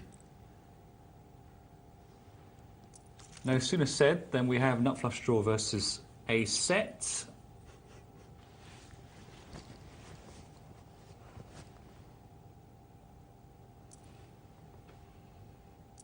Just a 2 from Bob, and the flush does not materialise, so he's reasonably home and dry. Let's see if he's a bit scared about that 9-10 jack. No, not scared at all. Hoping to get paid by a top pair, top kick or something like that, or maybe a miracle 2 pair. And Bob takes it down.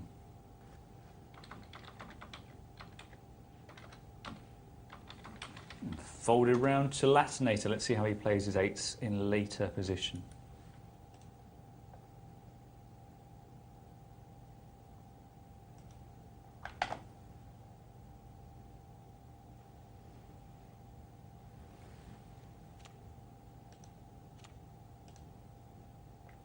I'm not a binger, must have missed a small blind somewhere along the line because he's stuck it in late position out of turn, so that's obviously what's happened there. Just a bit more for Latinator to hoover up here. He's playing for the implied odds. Reasons that I'm not a minger will probably complete to 50. And he's got what he wanted, which is a volume pot. The only bit missing is the 8 on the flop. And that's a clear check from Nick. He wants to take a free card for the flush. Very possible someone's got an ace out there. So Nick trying to keep it cheap. 2 aces, the plot thickens. Very difficult for anyone to represent an ace now.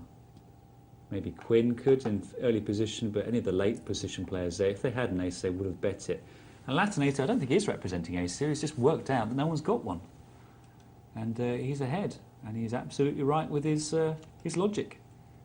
Only trouble is that Nick might just conceivably decide to call for the flush draw, knowing it's sort of slightly surprise hand. Yes, he has. And there's the full house for Latinator. Realistically here, it doesn't matter how big his hand is, the question is how much will I get paid for, and realistically not much. I think he's right to put in a small bet there. But of course against a busted flush he's not going to get paid anyway. You back with us, Barry? I am. Back from the other Oh, side. it's a cruel, cruel game. What, have you inflicted an outdraw on someone? No. No. I'd be talking about what a wonderful play I made. It's a cruel game. But there you go.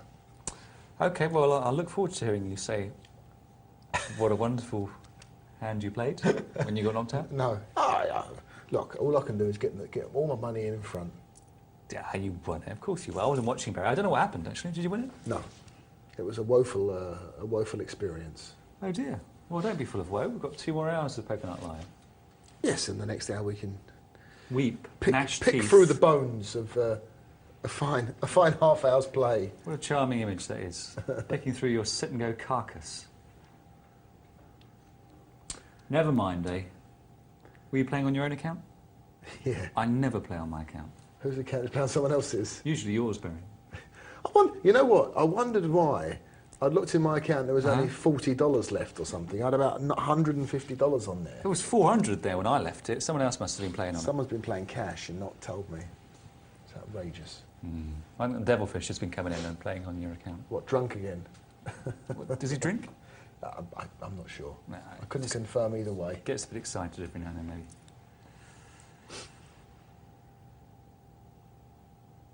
I love that name, Jochen. It's one of my favourite names. Why? I don't know. Racing driver, Jochen Mass? Yeah, I believe you. No, that's not why.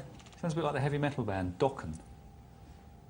You don't strike me as a big heavy metal fan, I must say. No, I'm not really, but you know, I have my finger in various pies. Is that kind of the remnants of the Axe kind of left over? The Axe, R.I.P. Well, I don't think... He's not dead, is he? Only on Poker Night Live. Oh, okay. I don't know, Barry. I couldn't say. I couldn't name one Dokken album. So. You know, after 2 o'clock, when all the lights are turned off. Mm-hmm. What are you suggesting? Please, I'm creating a bit of an image here for you. Well, okay. You know, 2:10, the lights are off, the monitors have been Music, turned off. You know, fine everything's wine. started to close down. The studio have gone home. Just as you leave the door, you can still smell the axe slightly in the air. Have you ever noticed that? Well, his spirit. I didn't know he was a drinker. Ah. No, Well, no, I haven't noticed that kind of, you know, Andovery musk. I think it was the greyhounds. Well, let's hope he's not listening. Let's have a look at some emails. He's a regular viewer, I believe. We've got one here from Hoikballs, Dave, who says, hello there. It's Hoikballs here. I've been pretty busy at work lately, so for a while I've been spending more time sleeping than playing poker. That's unacceptable, and we berate you for your lack of commitment. However, I tune back in tonight and find myself in the unusual position of having to complain about something. I was expecting to see Dr. Tom partnered with the inimitable Barry the Bully Martin, but instead there's some Kojak imitator who would be more at home on Millwall football terraces than on TV. Please bring back my favourite Grease impersonator with his fantastic Tintin quiff at the front. Are you sure this is Dave, or it's not the axe quickly emailed in after me giving him a bit of a rub down from afar? No, it's readable, outable. On other matters, in light of tonight's World Cup performance, I was thinking about going Brazilian. Do you think it's possible to watch the World Cup and play decent poker, or should I take a rest until it's all over? Keep up the good work, guys. Yeah, I don't multitask with the football and poker. Do you, Barry? Have you had a Brazilian? I can't comment on that. You have to talk to my agent. I don't know. I don't. You know, not being female, I cannot multitask.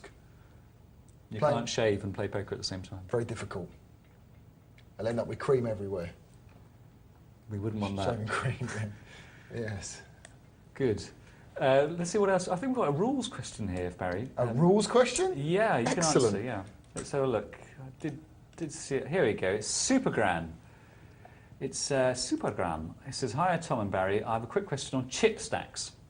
I was in a live game the other night, and someone at my table asked another player how many chips he had. He actually had 1,200 chips, but he actually said he had 600 chips. The first guy then said, OK, I'll put you all in for 600, and this caused a controversy, as obviously he had more than 600. In an online game, it shows you the chips, but is it against the rules to say you have fewer chips than you actually have? I would say it is, but no one was too clear on the rule. Thanks for any advice given." Barry, you run the card club. What is the ruling in that situation? Well, I don't think I'm not actually sure about the rule, but I don't think another whoever player... your mate is basically gets the ruling going that way. I don't think another player has to tell another player how many chips he's got. You can quite clearly take a guess of how many chips you've got in front of you as a player, and then you say, OK, if you say, I'll bet 600, which you believe is what the player's got in front of him, then that's the bet. If you say, I'll put you all in, then all the chips is the bet. So verbal usually goes, and if someone's trying to mislead you, then make sure you see his chips correctly, because the rule at any live casino, card club, etc., is that the big chips always stay at the front. So you always have to put your big denominations so every other player can look at your chips. So that would be the rule that you know, verbal would state that would be the bet. But just out of interest, in the last 40 seconds of the show, would you be interested in, or could you find a way to discourage people from actively deceiving other players about the size of their stack? I think so. It depends what you see the overall strategy for that player trying to deceive other players how many chips you've got. Because if you're saying you've only got half the chips you have, then you're kind of telling people that, you know, put me all in, I haven't got that many chips left, which is, you know, I don't really want to show a lot of hands down in a poker tournament. I want to raise them and get people to pass and not have these showdowns. So basically, you'd ask the waitress to spit in their soup as the way you'd sort of take action? No. I'd call for ruling. I think it's against poker etiquette and needs to be discouraged. More after the break.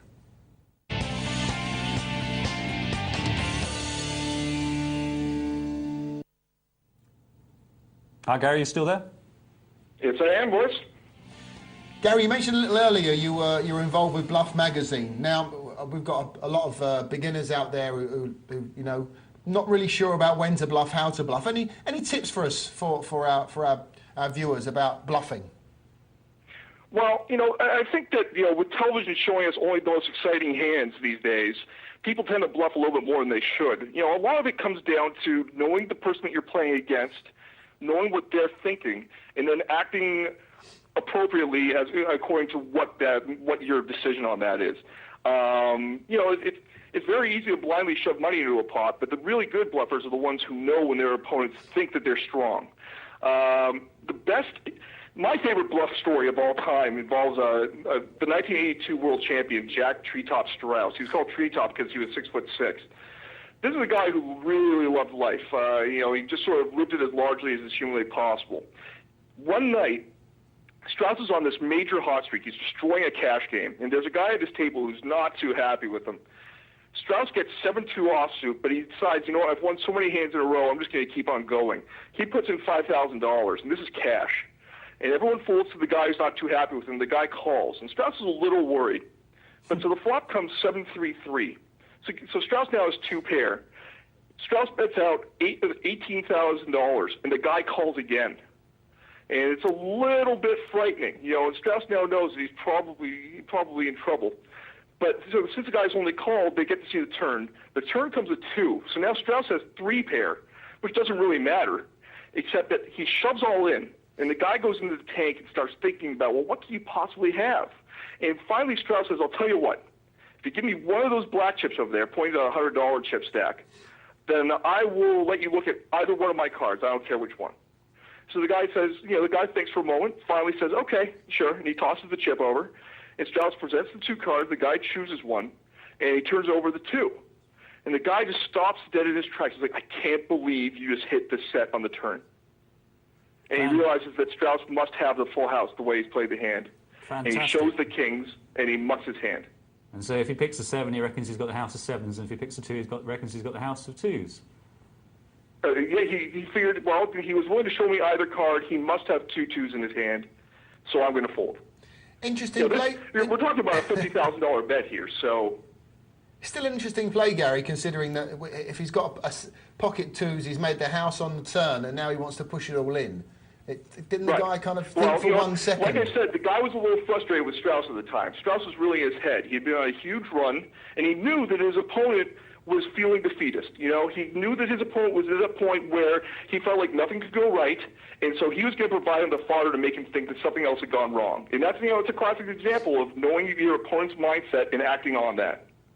That's true, yeah. I mean, if you sense that your opponent wants to do something, then if you confuse them enough, then they're going to end up indulging their own natural tendencies. And as you say, if Strauss thinks he's got his opponent on the ropes and his opponent's getting defeatist, then by giving him that very confusing sort of play, he's encouraging his opponent to follow the path of least resistance and in fact to fold, because that's what he obviously wants to do, really. Right. Yeah. What do you think of my psychological analysis, Barry? I think it was absolutely miles off.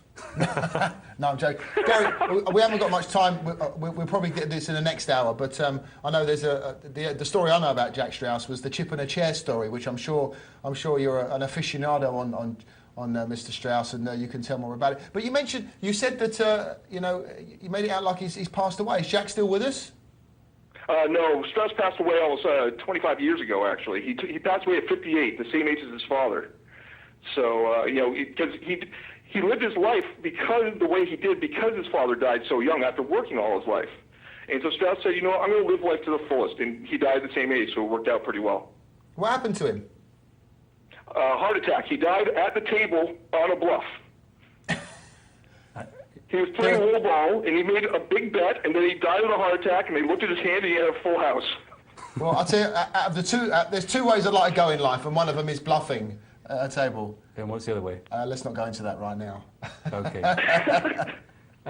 Send in what you think Barry's other way of dying is. We'll be delighted to hear your email. We're going to be getting back to you in about another hour, Gary, so stick around and we'll hear some more about Jack Treetop Strauss.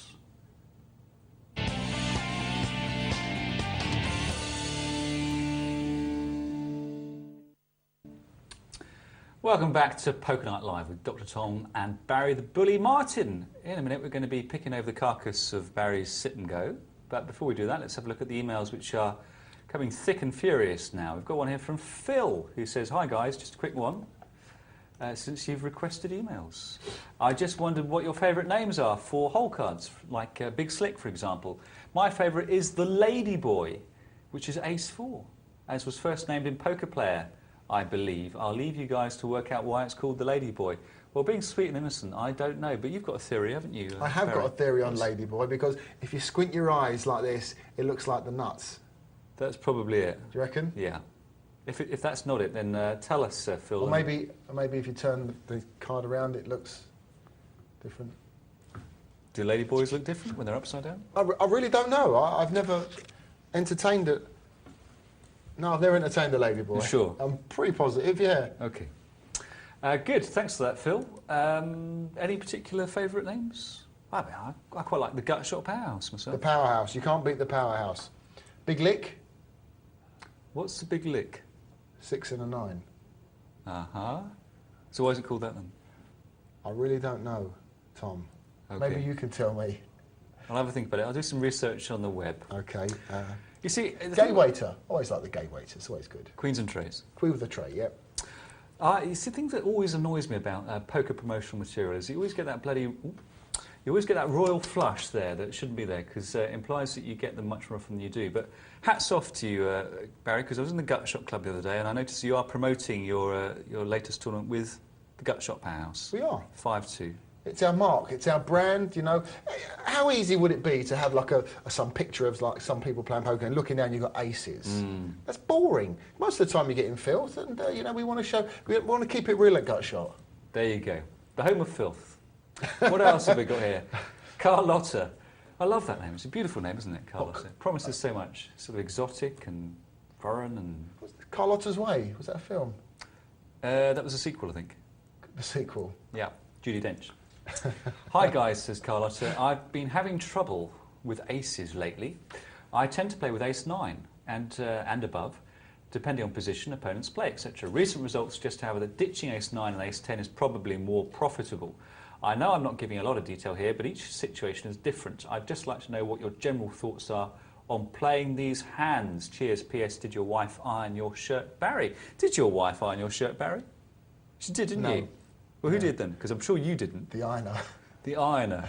Right, there. So before you diss my shirt, just remember that... yeah, but I'm not the one who's wearing a jacket. My shirt is ironed, okay? It's ironed perfectly. We have an ironing lady that irons it. So ace 9 and ace 10, playable? In position. Any hand's playable in position with the right circumstances. But, you know, if you're looking in the cold light of day, ace 9, ace 10, not a hand you want to be going to war with. Don't really like it. What do you want to see on the flop? Do you want to see an ace? Could be outkicked. You want to see a 9 or 10 eye flop? Could have an overpair against you, especially when there's lots of action. So, as a rule of thumb, ace 9, ace 10, stick in the bin. Yeah, the cards, as Barry says there, you can play them in certain situations, but you're not playing them on the strength of the hand in the way that you would be with a big pair across. They're like it's like a blunt knife, ace 9 and ace 10. In the correct hands, they can be dangerous. But most of the time, it's pretty useless. Yeah, it's not sort of a stiletto or... anyway. It's the best analogy I can think getting of. confusing. Yeah. You've just got to club your opponent to death with it. Daniel. Yeah. Give me a hammer. Daniel Smith, a.k.a. Sassure, says, hi guys, great show as usual. That's very kind of you to say so. Some people would say that's exceptional. Last night I made my first venture into a live game at a casino. Having watched nervously from the sidelines for 25 minutes, I joined the table in which the blinds were £1 and £2. That's quite a large game, that. Having already decided to play tight aggressive, I sat and observed the table to ease myself into the style of play, and after a while it became clear that gambling was the name of the game.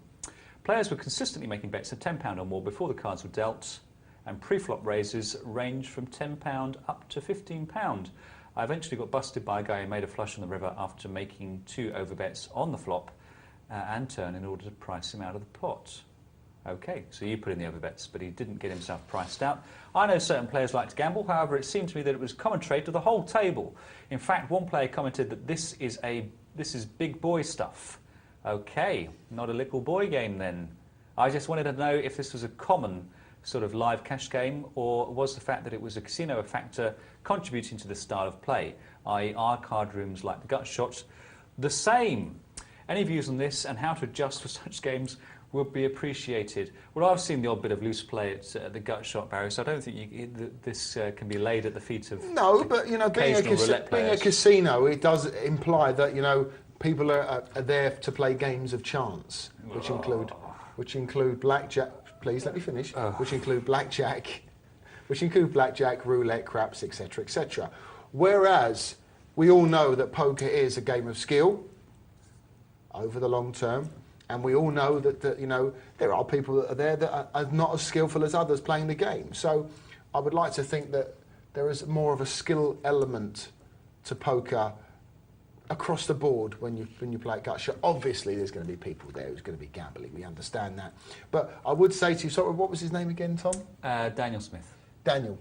So, Daniel, I would say to you that if you are getting busted by these kind of players, you're either one, you're playing too big for yourself, whereby you can't pull up and gamble against these guys. When I say gamble, I mean they gamble against you because you got the best of it.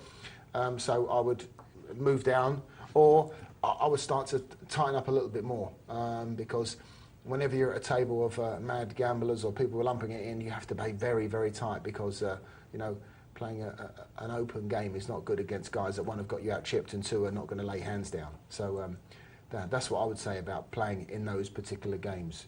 And if you're not prepared to pull up, you're playing too big, I'm afraid. You really are in a cash game. Tom? Yeah, absolutely. I mean, basically, when you play a cash game, most of the time, you're going to your first pull up, you're going to lose it. It's the nature of the game. It's pot limit, no limit. It's big bet poker. It can all quickly go in unless you sit down with 500 times the big blind. So treat it as a sort of rebuy tournament, basically, in your mind. But just thinking about that, actually, Barry, I mean, there's a case for saying that if you're in a casino and you want to play games of chance, you can go and play roulette, and then you can go and play poker. But if you're in a card club and you're of a gambling mentality, the only game there to play is poker. So it's a fair point. But people who want to play games of chance know they can go to casinos to do it. People who come to poker clubs want to play poker. You don't go to a restaurant and want to see a film. You don't go, pretty obvious, you don't go to pubs if you want to, buy a dog. Maybe. I don't know. Probably don't, anyway. Unless it's a dog-selling pub. It's late. I'm trying the best analogy I can. But you kind of get the drift, that these are the... Drift being the operational word. Drift. I'm drifting slowly. But you kind of get the flavour. It's pure gold, what Barry is saying. Believe me. You reckon? Yeah, it's pure gold. Okay. Yeah. I'm glad it's coming from the heart. Oh, by the way, anyone who's looking to... can I do this? I can do this. There's a mauve canoe on eBay that Tom's bidding on, okay? And he was saying, I'd really like to get this as cheap as possible, okay? So it's got 2 days to go. It's a mauve one with a shower cover on it. Make sure you bid. Get it up. He wants to get it for about 170, but it's going up very quickly. This will be the last show you'll ever see me doing with Barry the Bully, ex-presenter of Poker Night Live. Yeah. Martin. So, who wants a mauve canoe? It's ridiculous. You love the colour. Well, let's go and see how appallingly Barry played in the first of his dreadful performances. Yes. It's $30 you've blown. It's not your money even, is it? It's Sam's. It was. I've played 6 up to now, and I've cashed in 4. 1, 2, second and a third. Mm-hmm. And but those were all $2 ones, weren't they? No, they weren't. Because I think they fell for it with your purple canoe, Tom. Thanks, mate. I'm probably going to make $1,000 on that. Yeah. Oh, we're still on here. Anyway. So whose account are you playing on? Look, how many other presenters you know called Barry? Come on. Look at this. I'm joint chip leader. Close. Where's your cards? Throw them away. Yeah. So I'm saying I'm joint chip leader. So look at this. First hand is everyone's getting monster cards. Yeah.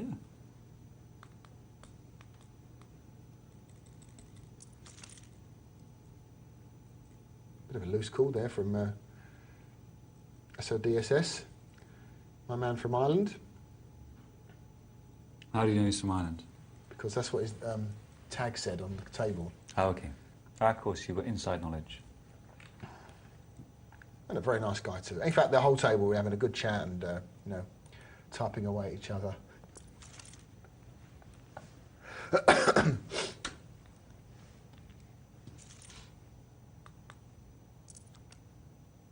So what's your game plan, Barry? Barry the Bully? Well, It wasn't that. The only couple of people I know was was Johan and who else? And probably Wayne Wallace were the two that I was aware of, and I thought they may get involved with me here. So I decided to play quite an aggressive game, which was rather short-lived. And what was your logic there?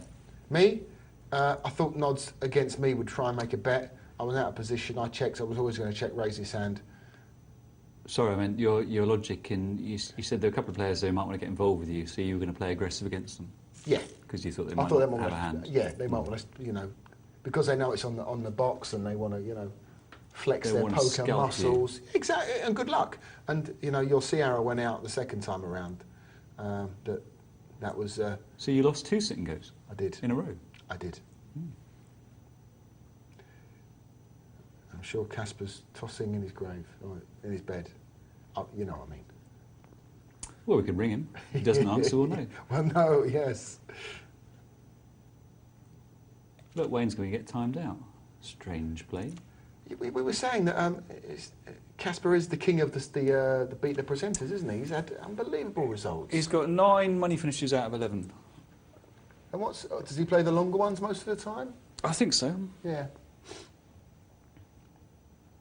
I decided to play the short one just because, it's a nice quick game and I could have got 2 in if it all went Pete Tong, basically. Mm-hmm.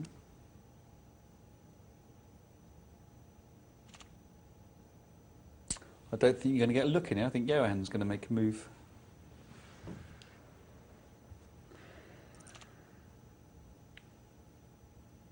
Now, do you read that as a bluff? I didn't. I read that as having half a hand, but I thought, I'm in position, I could nick this if it comes down anything. I wasn't aware that Nods was behind me with ace-king. In fact, my 5-6 wasn't actually in bad shape looking at the cards that are on the table. But with 150 in the pot, Nods, raises. Oh, small raise, though. That's what... Cool. I do call this. Even fold Purely to see a flop. Yeah. Why not? Got a few implied odds there. Not terrible odds. No, not terrible at all. Looking a bit bleak now, though. Unless you put off a masterful bluff here.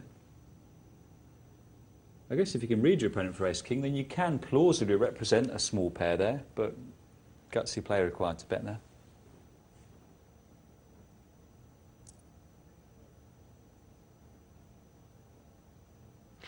You know what? I read him for a bluff and I was absolutely right here. Nice play. Yeah, I thought so. Nice work, surely. I got this right up until... He goes all in. Right up until... yeah. Which, now I'm watching his hand, I'm thinking to myself,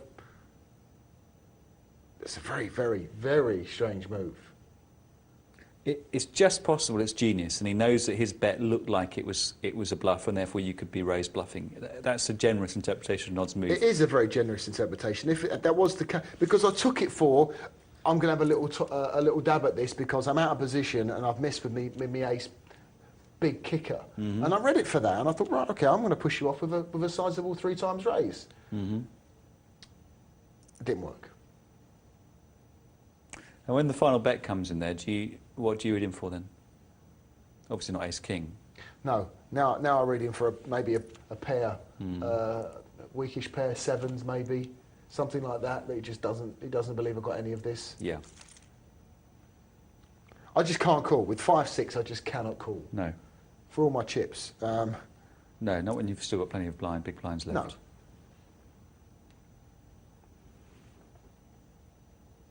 Interesting pot. I mean, I like the way you played it.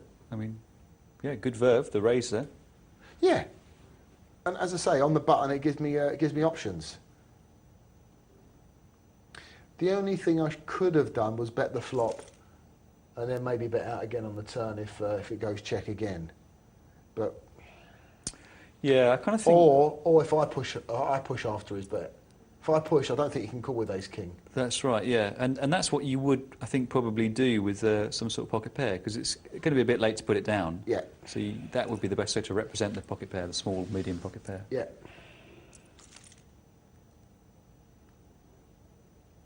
Who knows? Maybe he'd called anyway. No, in fact, I read it absolutely right. Considering I've never played with Nods before, but it looked a weak bet. It did look a weak bet. Nods, if you're in email contact with the show, poker@pokernightlive.co.uk, we'd be delighted to know how you your thoughts on that hand, because it was a very interesting hand.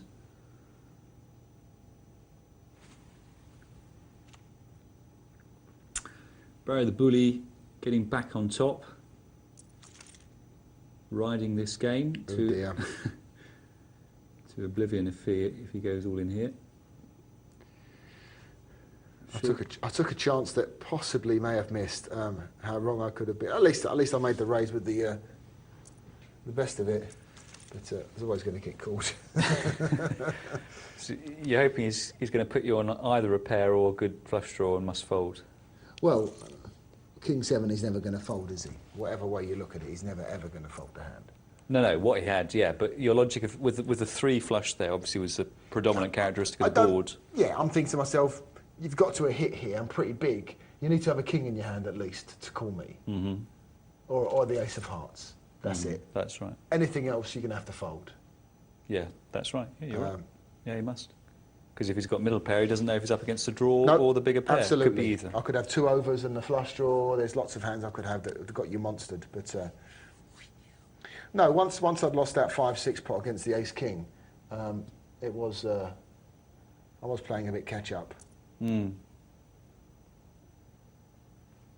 Like you said, with these 1,000-chip games, you've only got maybe one, tops 2 mistakes in this kind of game. Mm-hmm.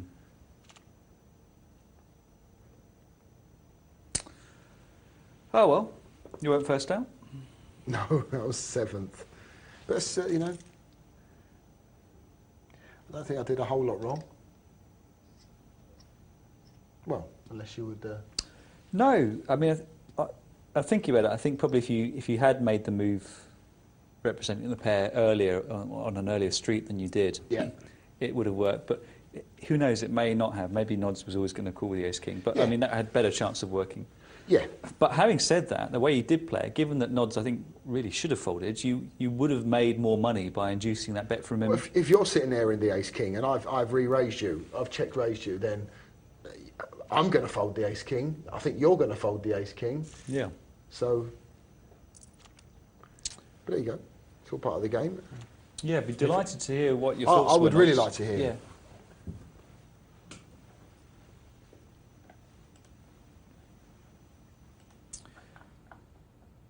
There you go, 84222, text poker, and your poker question, or your rationale behind an ace-king call, or email us, poker@pokernightlive.co.uk.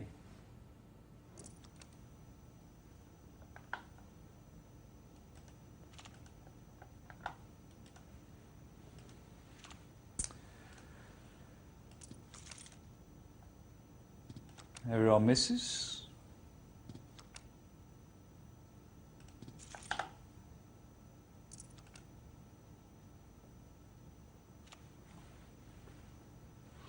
It's funny, just running the odds on that last hand with the 5-6 against the ace king.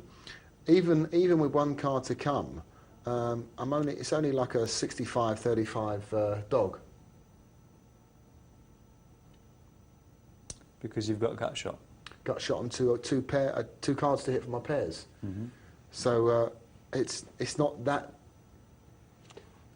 I could have called. It's ugly. But considering how many chips I've got left, I could have called. Mm-hmm.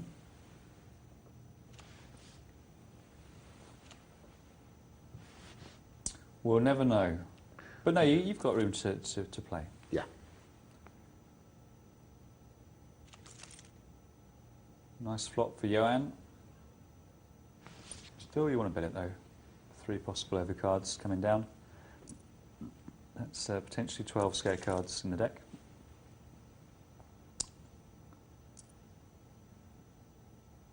And he's hoping Nods has got some sort of 10. Jack 10, Queen 10, going to call. But a fold is also fine.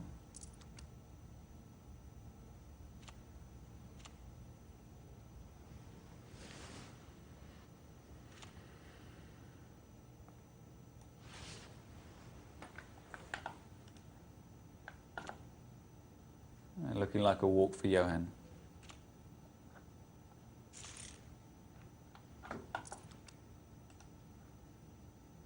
Now, 7-8 offsuit for Meek Deek.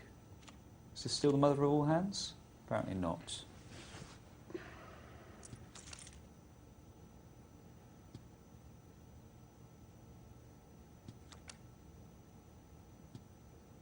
Up and down for cat attack. 2 pair for Johan Haren is going to be good.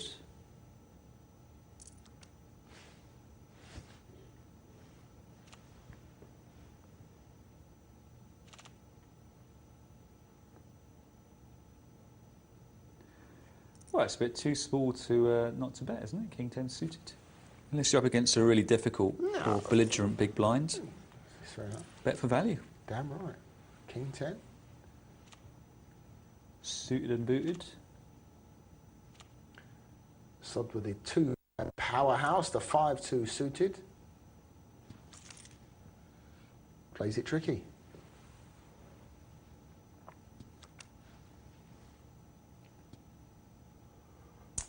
So how many people are you taking out to the gut shot this year? Out to the World Series, I should say, from the gut shot?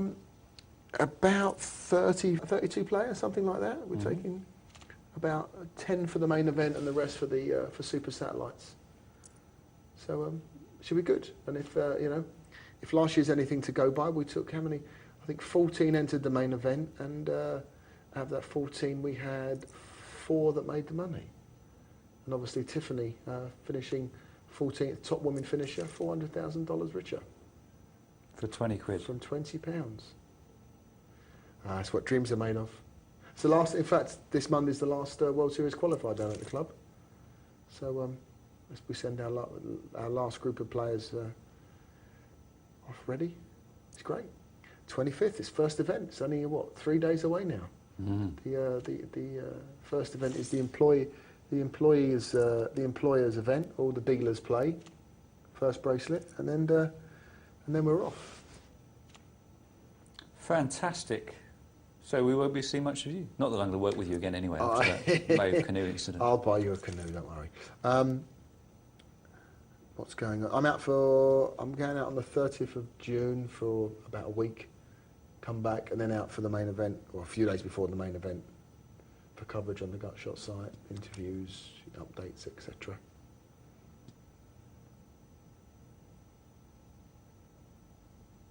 Not venturing out, Tom, for a little spin up? No, going to be holding the fort here. Yeah? Because I know a few of the boys are out there, aren't they, with their camera and their mics and doing a few interviews and things out at Vegas. Any of the presenters going out to play? Not that I know of. I haven't heard any stories of people. I don't think anyone's planning on stumping up 10 grand, so people may be busily playing Super Satellites. I guess we'll hear about it if they qualify. Of course, Mark qualified last year in Super Sat. Online or live? Online. Yeah.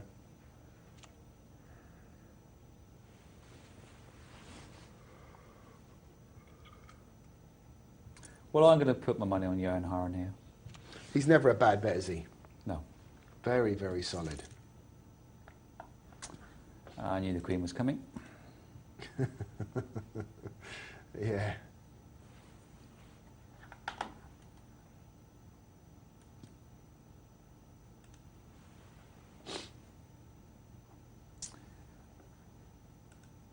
And no reason to expect there's a 7 out there. Oh, Johan didn't want to see that. He knows he may have given this away now. I think he's going to have to check it. He does. Cat attack. Meanwhile, now can basically bet, thinking he's almost certainly ahead. And a wise fold for Johan there, but not a difficult one.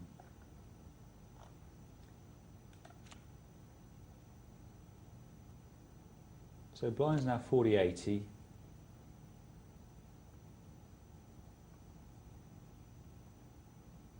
just at the bit of the tournament where aggression is certainly a usable tactic now. People haven't really got enough chips to burn off some with a call to have a look at the flop. People don't have as much in the way of implied odds to chase, so all that means you're less likely to get called. More likely to get raised, but that's a bridge you can burn when you cross it.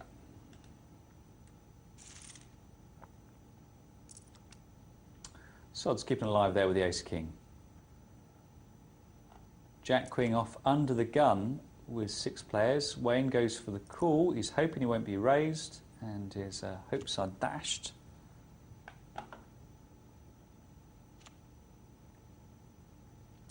And probably going to have to call now. Getting quite attractive odds. Whew. Top set for Cat Attack. Not a draw in sight. Time to bet it now, though. Too small. That's way too cheap. You could easily be giving Wayne Wallace a fine draw to something like a 10. He could have a 10 in his hand, Jack 10. But Wayne Wallace closed himself out of it. That'll do. That'll do.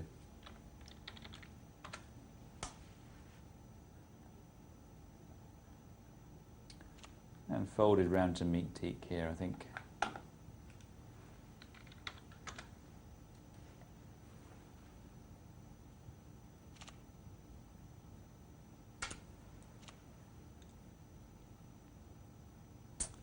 Complete or raise? Let's have a look. Complete. Don't like it with Jack King, I really don't. I don't mind it if he's prepared to bet out on most flops regardless. I think that's perfectly reasonable. But why give an opportunity for 2 rags to catch up? That's, you know... Yeah, I think it's reasonably deceptive just calling there. And it saves you a bit of money when you're raised by a genuine hand. But I think you should certainly consider bluffing the flop regardless. Mostly your opponent will have missed. Sometimes he'll have hit, but he'll be too scared to raise you, so he'll just call and you'll catch your card on the turn or the river. See, you go and waste a few chips like you did there. Mm-hmm. Well, he's setting himself up for the queens. He knows the queen's coming, and he'll reckon they'll misplay him on the back of that. Okay. How much? 200, something like that? 240. Not disastrous. 240 going to be good, I should think.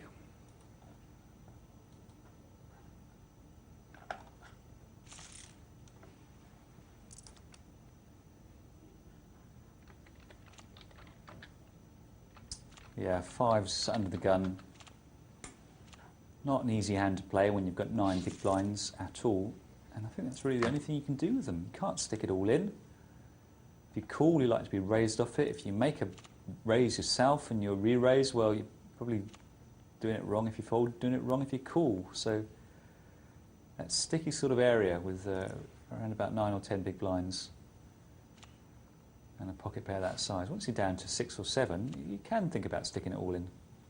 Especially if you're in a table where they'll give you respect. But a raise or fold situation, I think.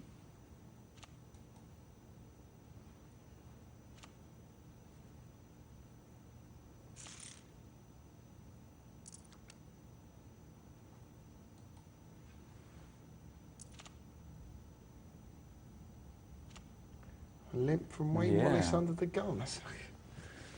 It's either incredibly imaginative and he's got a great plan, or it's desperately unimaginative. It's not a way to play poker, is it? Not really. Well, he's been raised by a dominated hand, which is called. You could say he's playing this brilliantly. Let's have a look.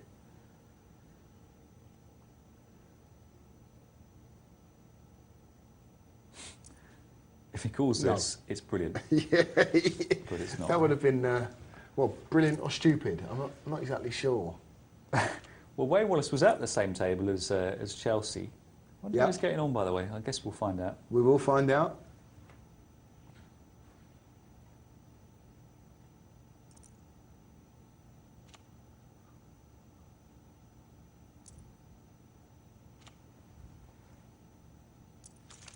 Oh. Well, that was a loose call from Nods, and he's about to burn off all the chips he just won. Ace-6. Yuck, yuck, yuck. My man with the ace-king. Nods. So he's just a loose player. It wasn't, you know, some kind of Zen, you know. I must admit, it's starting to look that way, yeah. There'll be shortage of exits since you went, Barry. They're all rocked up. Yeah, mission accomplished. Yes.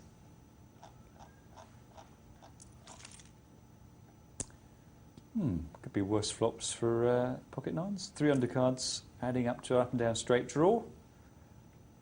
Can attack with middle pair, top kicker. Reckons he's got 5 outs if he's got it wrong. He decides to call, reckons that might just be a straight draw. It is a straight draw, but it's not just a straight draw. Wayne Wallace, of course, miles ahead there. And he doubles through. Double. Yeah. And now chip leader by a considerable margin. Nod's going to go all in. And folded now. Well, what does Johan do? Got to be tempted to call here, hoping that both blinds fold, leaving a lot of dead money behind. And he's decided to raise, and I quite like Johan's move there. It's a bit unfortunate he ran to the jacks. He knows that it kind of looks strong at a superficial level, but doesn't actually need that much strength to make that raise, and he's basically gambling someone hasn't got a pair of, say, 9s or upwards, which isn't a bad gamble when you put all that dead money in if the blinds fold. But he's out. It's funny that, isn't it? We praise his play to the hill and finish by saying, and he's out. Sod's going to make a stand with the ace-7. Nothing wrong with that, I don't think. Can he? About 36% against Wayne Wallace. Can he call with 8-4? He's got enough. I'd have called that with the chips that he's got, just to have a shot. Yeah, Wayne Wallace, 36. He's going to make it about a third of the time. A bit more. But down a 4, bubble situation. Sods does it again. Cat attack, king 4. It's got to go in the muck, I think. It's got to go in the muck. Probably is a bit sceptical, and he'll be looking to return the favour, I think, with this king 7. Sod's now got enough chips to fold. Yes, he does. And as we can see here, although it's not much of a hand, king 7, it's ahead in most cases when you've just got one hand behind you. And again, a bet. 2 players, well, I can't see the point in that.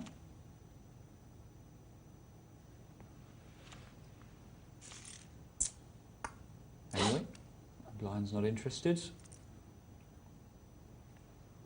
And now he is looking to get all his chips in here with the 9s. Clearly, otherwise he wouldn't make that move.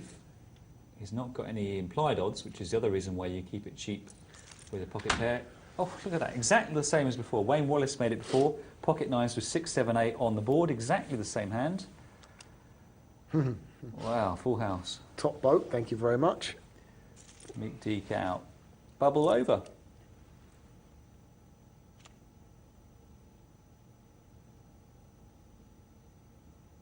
Keeping the pressure on, yeah. Sods has just got enough chips to fold there. He doesn't. Unfortunately, Sods probably thinks, oh, I've got 2 live cards at least with the 8-5. He's going to split. He's going to split it, yeah. Yeah. He got out of this one. Wayne Wallace can't believe it. He thought he was cruising into second place. And that's, it's got to be all his chips in there.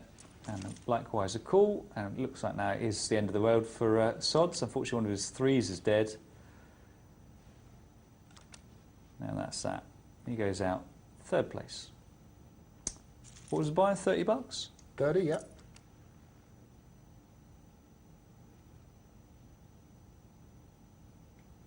So 120 for first, isn't it? 120 for first, yeah.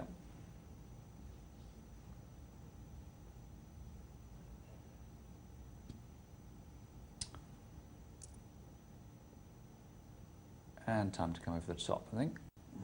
Yeah, no time to muck around with just top pair with a 4. Cat attack knows that if Wayne Wallace had a pocket pair He'd have heard about it before. So his 4 is ahead. All depends on the size of the raise here. Well, that actually is just small enough that Wayne Wallace might call just to see if he can catch a pair. Fold pretty wise under the circumstances, and he wants to save his chips for a proper move, and this will be it. And he may as well move all in here. He does.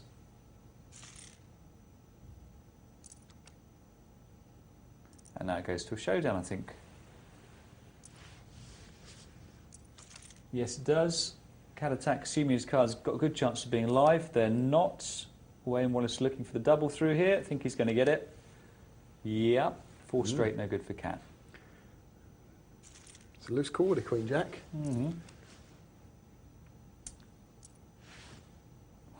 Sneaky. Oh, Wayne Wallace doesn't raise. No, very sneaky. Very strange behaviour with pocket 8s. Well, he gave his opponent a free flop, or a cheap flop, and now that's all in.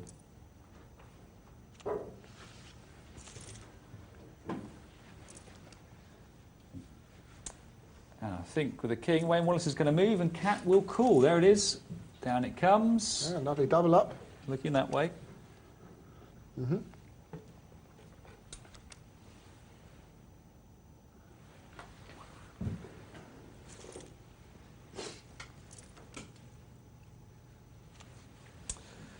Well, back to parity more or less.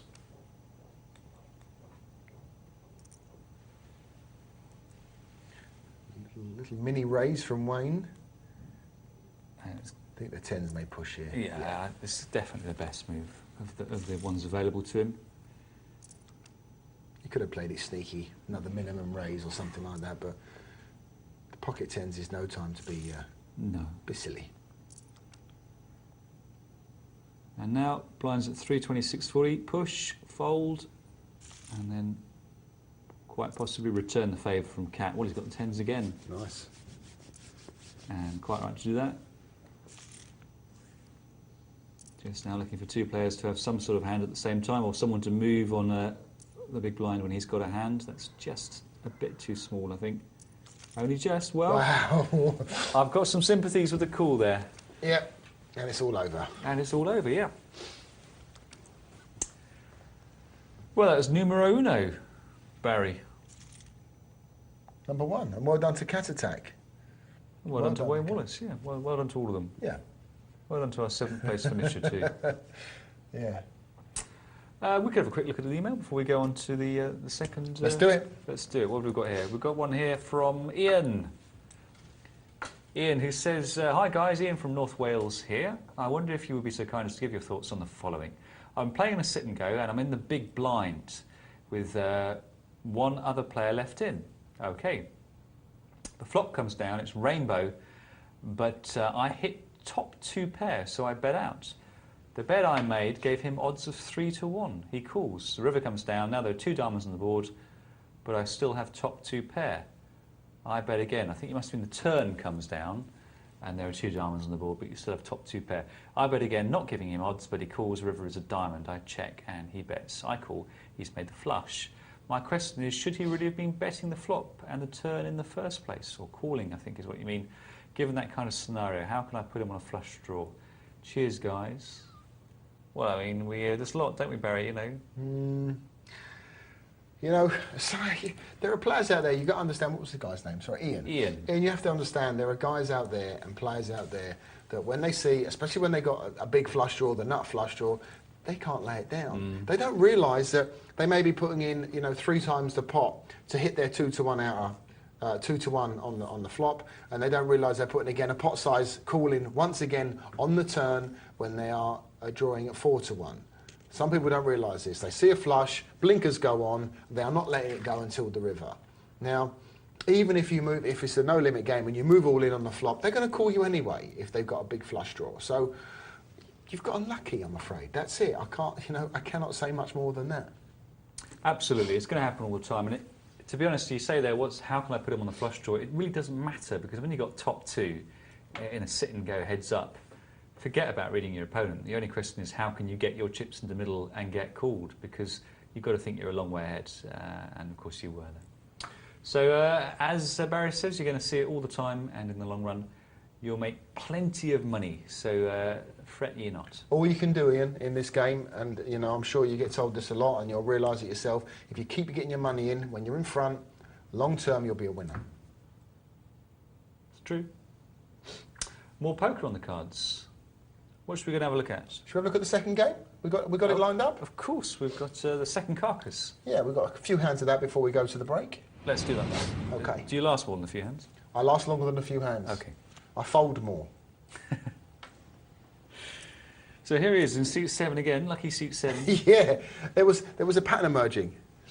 First time I went out in 7th, and this time I sit in seat 7. And guess where I go out?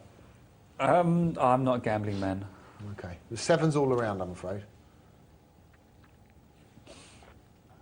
So Sods again, we just saw in the last one, Fast Bandit, regular, Super Grand. I wonder if that's a Super Grand who emailed us earlier. Double top. I think it was. Seen the double top playing?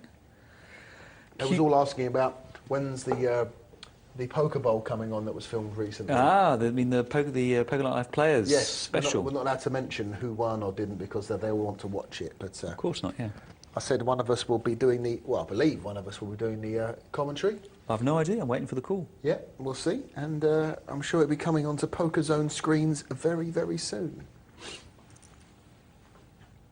I'm looking forward to seeing it, Yep. putting names to faces. It's a shame. I hear that, I don't know if you've heard this, but they've cancelled, there's no more Poker Million. Not the Monte Carlo Poker Million. It's been canned. Oh dear, I wonder why. I just don't think the sponsor, Prima, because they've now kind of moved away from the Prima brand, they've moved across kind of to their software brand of micro gaming and decided it's not something they want to continue with. Not their thing. No. Oh, well, there's plenty of other big tournaments out there. Oh yeah. It's a shame though. It was getting a very good following. It was getting some an excellent field. Mm-hmm. So maybe someone else will come along and pick it up. I don't know.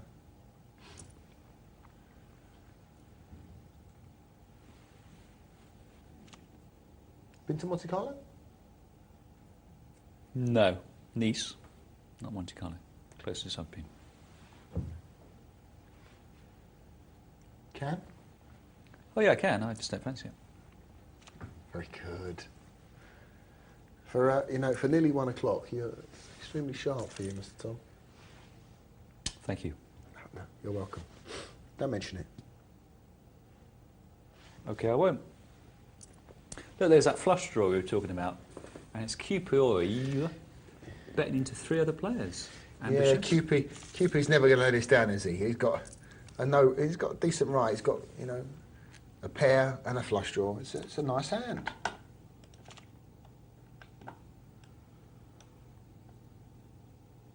Barry the bully lets his Queen 10 go against the under the gun call from another under the gun call from King Jack off. Seen that before?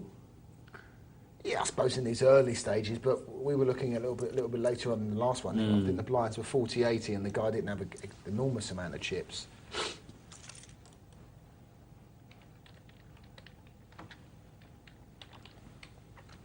Five players taking this flop. This is remarkable. Is this a slow or fast structure, Barry?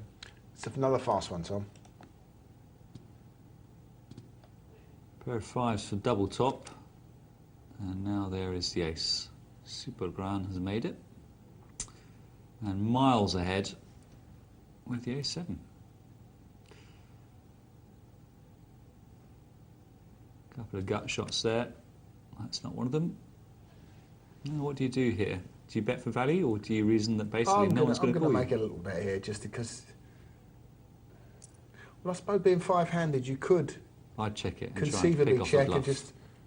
Yeah. I'm looking to pick off someone just putting in 40. I reckon no one will call my 40, but someone might bet it. Yeah. Did Super Grand get paid, or was too busy pondering the merits of my own No. plan? No callers. Look at that, 4 times the big blind with 3-4 off from QP, and I'm darned if it's not going to take it down. How does he know? It's fixed, I tell you. Yeah, it's Fixed.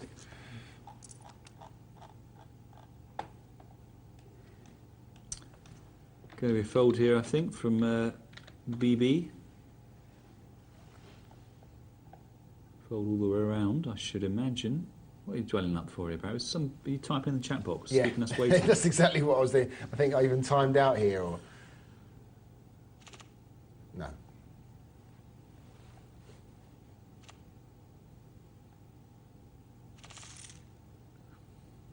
A belated walk. And Pocket Queen's going to deny you, I think, the chance to get too creative in the big line with 9 jacks suited. Or we'll never know, we'll see.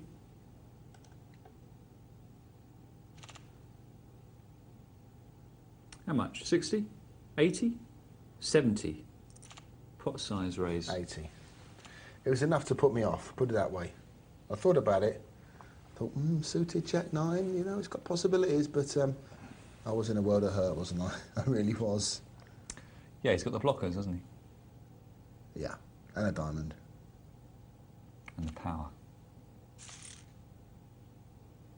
Yep.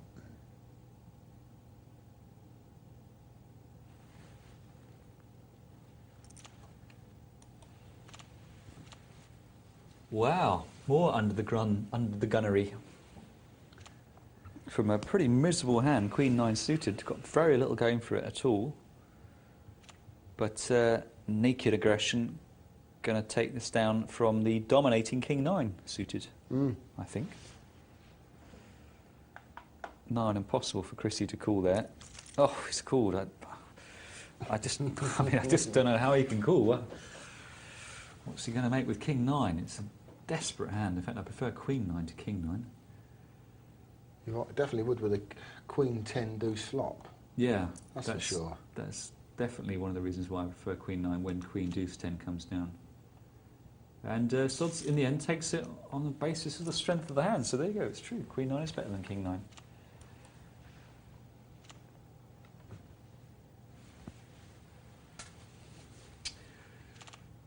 Barry the bully.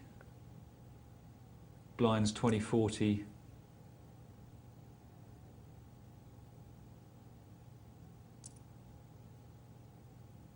Now, is Sod's going to deny Barry some of his implied odds? Yes, he is. What a spot. And now, difficult to call here. If you're calling for a 3, aren't you, basically? I am, but I've got position. That's why I called. So it's not just the implied odds. You reckon you might be able to shove them around a bit? And I think I've got an idea. If you've got an ace, medium ace, I'll close down after this. Yeah. When I see this. You see, the thing with the 3s there is, although that you may have got information about his hand, I just feel you've kind of tipped your hand as well, because a call and then a call does look like a pocket pair. Yeah. See, I read this a little wrong. I'm thinking to myself, another check here would be interesting. Maybe I can nick this. Not worrying too much about what he's got, but just 2 checks means... Yeah, 2 checks I'm taking for a bit of weakness. I thought I'd put a little fishy bet in here and... get raised. Yeah, get raised, I have to fold. Oh, he just calls. It's a bit difficult to see there. I mean, I suppose he could have been drawing to a draw, but he's probably got a hand, so I don't think you can... Certainly can't raise. Well, cool. Well, I'm putting words into your mouth, Barry, but I assume... No, I'm done now. You fold. Yeah, absolutely done. Well, I still like the moody dwell up, or you type in the chat box again. All right. I'm going, I've got a big hand here. Might have to fold. Well, there will be more in that thrilling instalment of Barry's Sit and Go Travails, but a quick reminder of how you can get in touch with us to comment on Barry's game. How is he playing? Text poker and your question to 84222. Positive comments only, please. Or email them poker@pokernightlive.co.uk. And you're more than welcome to send in extremely offensive, denigrating comments. Preferably, that will be what we'll be getting after the break. We're going to take a short break now, but keep those emails coming and we'll see you very soon.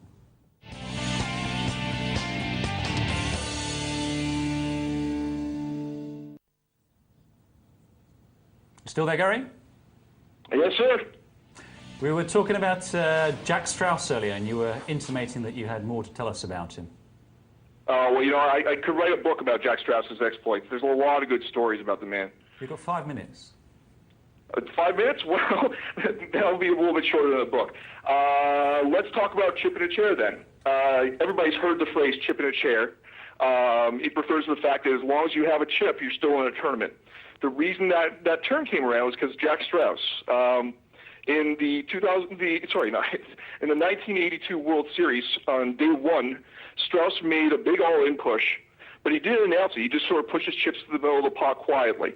And his opponent called, and they dealt out the cards, and Strauss lost. He got up, put on his coat, got ready to leave, and they realized they had one chip sitting underneath the cocktail napkin. And they called over the manager, and it was ruled that because Strauss did not actually announce all in, it was just a call, so Strauss got to keep his $500 chip. He played it the next hand, and he doubled up. And he played it the next hand, and he doubled up again. And he made a comeback, and then about 2 days later, he beat Dewey Tomko in the final by hitting a 3-outer on the river to win the championship. Wow. It's a pretty remarkable comeback story. Wow, amazing stuff. Other than that, chip in a chair also applies to Strauss because of the fact that one night when the thing about Strauss is that he would bet all his money in the world on any bet where he thought he was getting their half of the action. And as a result, he was broke a lot of the time. So one night, he was down to his last $25 in the world. And he decided, you know what, I'm going to sit down at the blackjack table. And he did. And he played the whole thing, and he doubled. And he played the whole thing, and he doubled again. And he did it again. He was up to $400. And then he took that $400 over to the poker table, and he turned it into $1,000. And he took that $1,000 back to the blackjack table, and he turned it into $4,000. And took it back to poker and turned it into $12,500. And he took that upstairs to the sports betting section, and he bet it on the second Super Bowl of all time.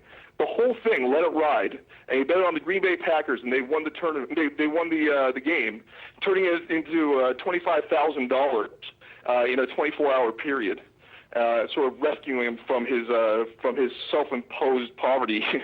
So that's the other way that the term chip in a chair really applies to Jack. How long did he keep hold of that $25,000? I would probably guess it was another 15 minutes, 20 minutes. But that's not a part of the story. We don't talk about that. No, indeed. We always like the positive side on Poker Night Live, not the negative. Obviously, we always look for the best ending for these stories. So actually, that was it. Time ended right when he won that Super Bowl bet. So fantastic. Wow, sounds like a real character. Was you ever good enough to meet him? No, he passed away when I was like 11 years old. So that's no excuse. I have to make do with reading English authors' accounts of him, Abe Alvarez and Tony Holden and so on. Let me tell you another story really quickly. He was in court one year because of the fact that the IRS had him on tax evasion. He owed them $3 million, and he's sitting in the back of the courtroom.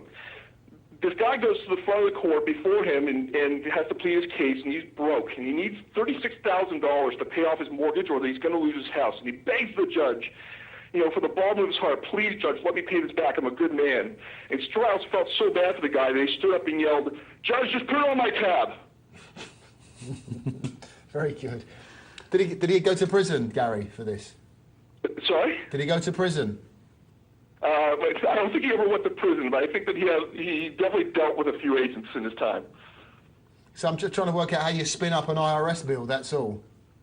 Yeah, they dragged him in because every time he had money, he was supposed to pay somebody in the government, but he'd lose it before he had a chance to pay. That's the way these big gamblers are. Well, I suppose they'll never ever take his World Series bracelet away main event bracelet away from him, and that's one thing that will live on time immemorial. Well, assuming he hasn't sort of flogged it. The memory of him winning it is never gone. That's true. You can't flog that on eBay, no matter how broke you get. Although you can, actually, I did see it in a one of these pawn shops just round the corner from Binion's. Pawn, as in there was 2 World Series of poker bracelets actually in there. Really? In the pawn shop round the corner. Yeah, that happens a lot. Shocking behaviour. You can probably buy one of them for about $5,000. You can win one much cheaper than that. Gary, it's been fantastic obviously. talking to you. You're a real font of knowledge, and best of luck with wisehandpoker.com. But we're going to have to say good night now. Take care, Gary.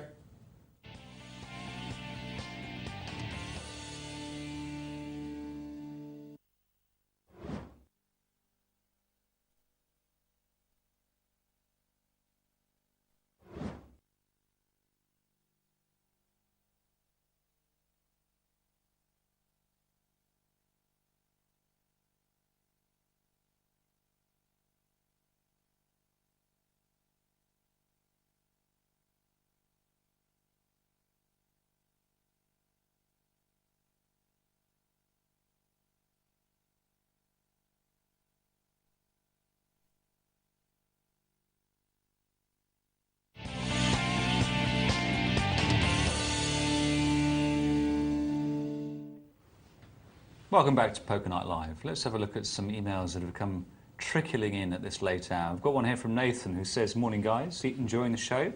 I've been playing 10-seater, 25-cent, 50-cent, no-limit cash games for some time now with moderate success. However, I've recently been reading about fixed limit play and I'm thinking of converting to low-stakes fixed limit cash games, 1, 2 or 2 for 10-seater, as it seems to be easier to make a substantial and consistent profit from fixed limit rather than no-limit cash games, simply because low-stakes fixed limit can be played largely by odds and implied odds alone. What do you guys think of this? And do either of you guys play fixed limit at all? Cheers," says Nathan. Yeah, interesting. What do you think, Barry? Is there any future for fixed limit players? It's funny because, you know, predominantly in the US, which is, you have to say, the home of poker and Hold'em especially, it's mostly fixed limit, and that's what they like to play over in the States. And me personally, I'm always more of a fan of pot limit and no limit, but I like playing fixed limit when, you know, I'm out for a few drinks, having a bit of fun, because you can kind of damage limitation, because you can only bet, you know, fixed limits, which is very handy, especially when you've had 4 or 5 Jack Daniels and Cokes. But as far as in the I don't know why it's taken over here, Tom. Do you know why fixed limits not worked in the UK and Europe? I'm really not sure. Don't know. It's historically been pot limit. Yeah. I mean, I play a bit of fixed limit only recently, just because I was away for a while in a place where they play fixed limit but not low limit. And I quite enjoy it. But it's important to bear in mind, Nathan, that when you say that you say in fact it's easier to make a substantial and consistent profit for fixed limit because it can be played by odds and implied odds alone, those two statements are both true, but they don't follow from each other. That's to say, you don't get any edge by virtue of it being a game of implied and fixed pot odds, because everyone could play it that way. It simply is, the question you've got to ask yourself is, am I better at the skills that are required for fixed limit relative to my opponents than in no limit? And if the answer is yes, then you'd be wise to move there.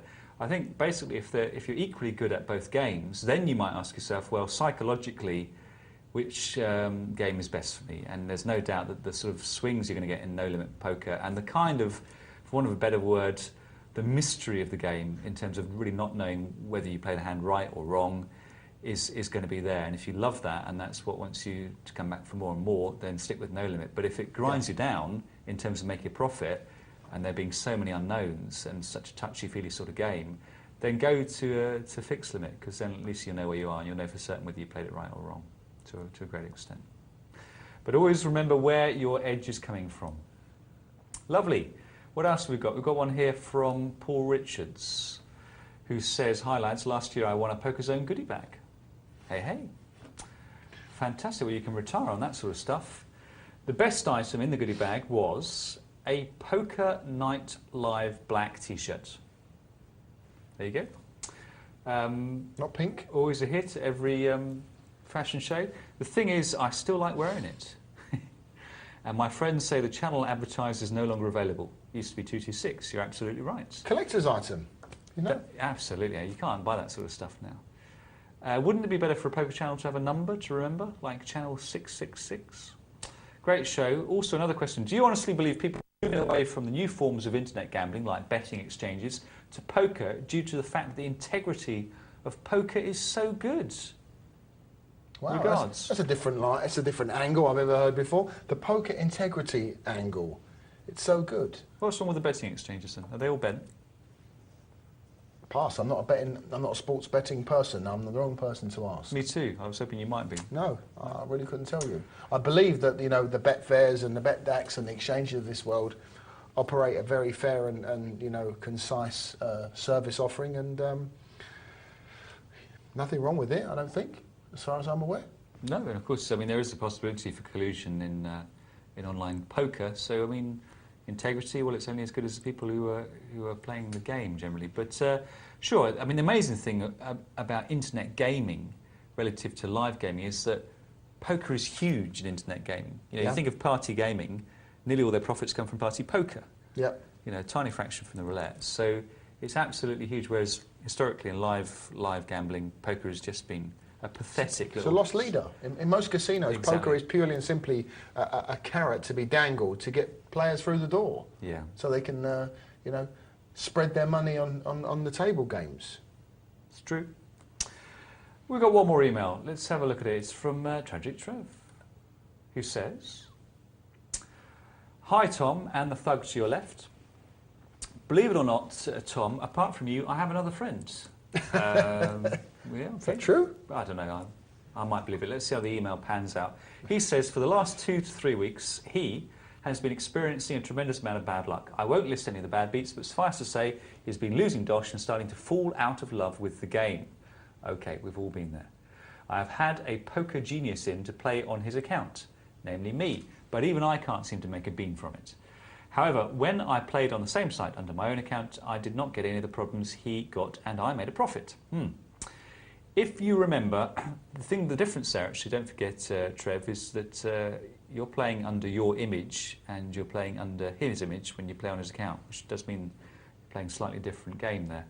If you remember, I told you at Christmas that I'd had a run of bad luck, losing to the tune of 2.5k, but keeping my head down, playing ABC poker and riding it out, I've made that back over and over again. I told him this, but I'm not sure if he's convinced. So can any of you guys give my mate Dogman any advice or words of wisdom to help him through his difficult time? Tom, how about getting the same style of haircut as the Baz? I'm shaving mine tomorrow. We could become the skinhead mob. How is the court case coming along? Right, first of all, I'm not going to get my head shaved, so that's that one wrapped up. He's not in touch with fashion, I'm afraid, Trev. And no, not with the extreme vanguard of fashion, which you're pursuing at the moment. But Yes. there's 2 questions for you there, Barry, or the thug to my left, the court case, and what do you say to Dogman to get him through his bad, dark times? Wow. Oh, I don't know. What can we say to Dogman? You know, I think what Trev's telling him is spot on, actually. You know, try and ride it out. If you're playing a pretty solid game, I'm sure in the long run it'll equal itself out, and you'll be, you know, it'll turn out well in the end. Really, he said it all. You know, give it a rest, maybe. You know, take some time off from poker, clear your head, get all those negative vibes away from you, and you know, come back in 2 or 3 weeks' time with a nice, clean, fresh perspective. I think that's it for sure. That's Yeah. because if you're not enjoying the game, why play it? You know, no one's forcing you to play poker. We assume that you have another profession, so just take some time out and come back and enjoy. And if you're chasing your money, if you are down a couple of grand or something over the time, and you are chasing, you're playing the wrong game. You got to treat poker as, you know, small chunks of play. You start every day afresh, and if you are dragging yesterday's play into today, it's not the best idea. It really isn't. And the court case. Going fine. Funny enough, we was back in court this week at Snaresbrook Crown Court. A court date's been set for January the 9th. That's my birthday. January the 9th, really? For the case to be heard at Snaresbrook Crown Court. I'm sure that this can be reported in, you know, the Times and etc. because it's a landmark case in British gaming history. So we're looking forward to it. So is our QC. I think we should do a Poker Night Live special on this one. Yeah, outside the courthouse. And here we are, there, it's bustling, and people with sandwich boards on. Free the gut shot one. And that should be good. And just out of interest, what are the? Do you know formally what the charge is? So what is it? Just two counts of charging one's for charging a levy on providing poker, and one's a charge. Both are based on tournaments. What I want to know is whether the word vice is in any of the charges, because I'd love that to be the case. No, You're not peddling vice. No, not Miami Vice. No, you know, wooden Vice. Nothing. No Vice. What a shame. What's the plural of Vice? Vices. Is it? You sure? Vise? Well, it might be in France. Yeah. Oh, we're back to French again. Excellent. I think we probably better get back to the poker, because some I people think so. do watch even at this time of night. What have we got here? Oh, is this... you're not dead yet. Still in there. Pocket fives. What are you going to do with them, Barry? What's your plan now? Throw them away? Raise all in? Throw them away. Now, Throw them away. look at QP. Wait, what's he doing? He's playing a blinder. Always got called. He's ahead. What a player. Yeah, what is he doing? Because the double top is not a known maniac. maybe QP reckoned he could push him off. Actually, there was quite a loose call in some ways in double top, but then he was getting quite attractive odds. I've been watching QP thinking, okay, I'll keep my eyes on you, son. Look at this. He's ahead. Come on.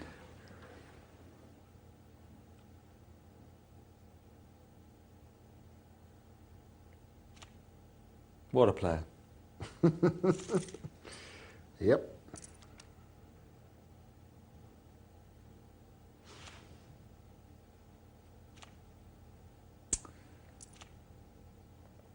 What you going to do, Barry? Me? It's an easy one. Why are you taking so long to do it then? I'm thinking about. It's an easy one. You type in the chat box, won't you? Yeah.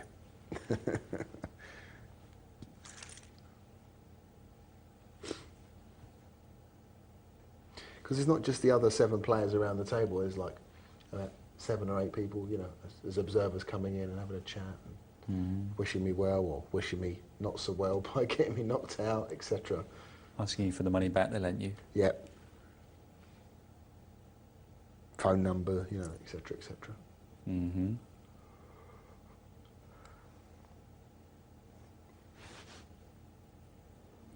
I can't remember who it was, but they were saying, have you heard any more about this $100,000 buy-in event that's been they're trying to run over in the US? Well, let's see. The $10 million one folded. Yeah. Because no one wanted to play Phil Ivey. Tell me about the $100,000 buy-in. I don't know. It's just, again, it's hearsay. They've only got like 30 or 40 players that want to play at that level. Mm-hmm. It's going to be like 100,000 chips start with 25, 50 blinds. It's rather a long structure.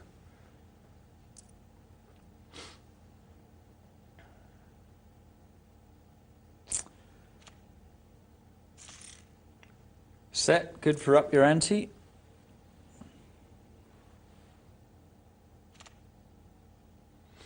Still waiting for Barry the Bully to make his move, and now he's got, what is it, 8 big blinds. He can let the button go past him, and he might then start looking at some kind of nicking scenario. Well, I know QP was going to get out of line eventually. Does it come down to a QP? Yeah. Okay. Yeah. So you're trying to smack his body. Well, I knew I could come over the top with a hand that's going to just going to have him, I won't say dominated, but in a bit of a bad spot. So you're looking to exploit QP. I was trying. Well, he's in reasonable shape here against the Ducks. Yeah. He's never going to fold, is he, with the ace-king? Nope. And the deuces here about 54% thereabouts. Lots of outs. Oh, yeah. Yeah. It's always the horrible one, isn't it? Yeah. Deuces counterfeited, 2 pair on the board, so an ace kicker beats a deuce kicker. QP knocks out his opponent. Now Barry the Bully, suited king jack. Nasty sort of stack size though. 8 big blinds, tricky, isn't it? Exactly. Do I raise all in? Do I just make a 3 times raise and I'll be prepared to lay it down for nearly half my stack? And you're being called. Yeah, I was not taking any chances here. I'm going to push in. If they've got any piece of it, good luck. Good bet there. It didn't look like a pocket pair. I think you played that right. Yeah, it looked like you had 2 high cards. Yeah. Yeah, and you got the better hand to let down. Got the dominating hand. Good stuff. So pretty much back up to where you started. Yeah, without really having to get involved, like I did last time with the 5-6. Well, that was quite involved, being all in with the worst hand. Yeah, I kind of knew where I was though. Okay. I think I can get a bigger king, or an ace to lay down. It's interesting what you said actually, Barry, because I mean, you're right, but I mean, from a naive point of view, getting yourself all in with the worst hand is an absolutely desperate situation. But as you say, you Doesn't kind of matter knew what where cards you I've were. got. Yeah, It doesn't matter exactly. what cards I've got. I don't think they can call me with no pair. Exactly.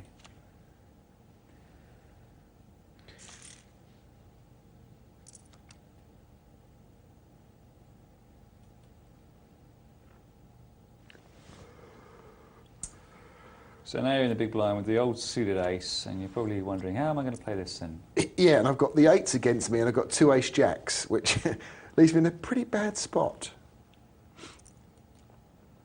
Not that I'm ever going to see a flop, which I was very handy for.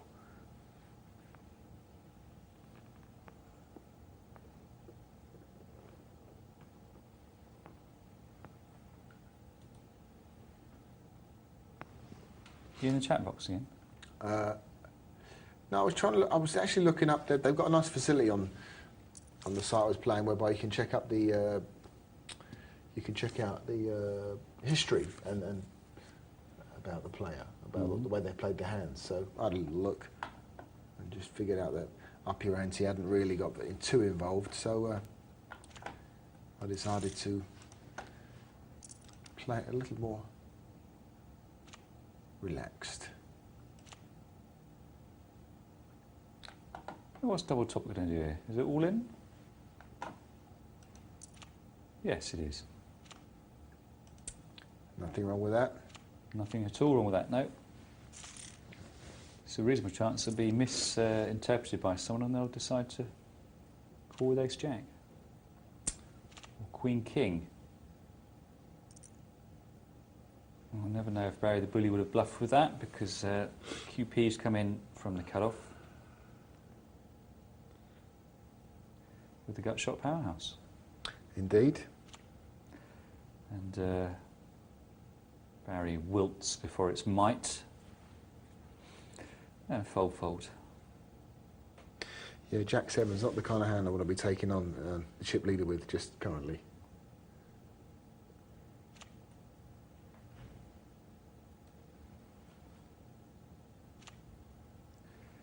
Well, 5-2 was a bit dominated there. Doesn't matter, get sods to let down.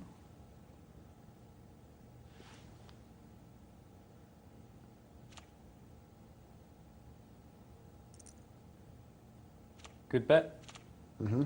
Leaves himself with enough chips to make someone think wrongly that he can be pushed off it. But to no avail given the cards out there. Aye, aye. The Slick Star. 240? 320, the other one. 4 times the big blind. Yeah. I want to get a few chips in the middle.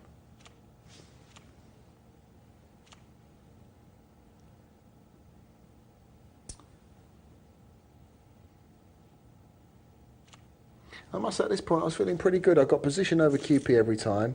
I know I'm going to find a hand against him eventually.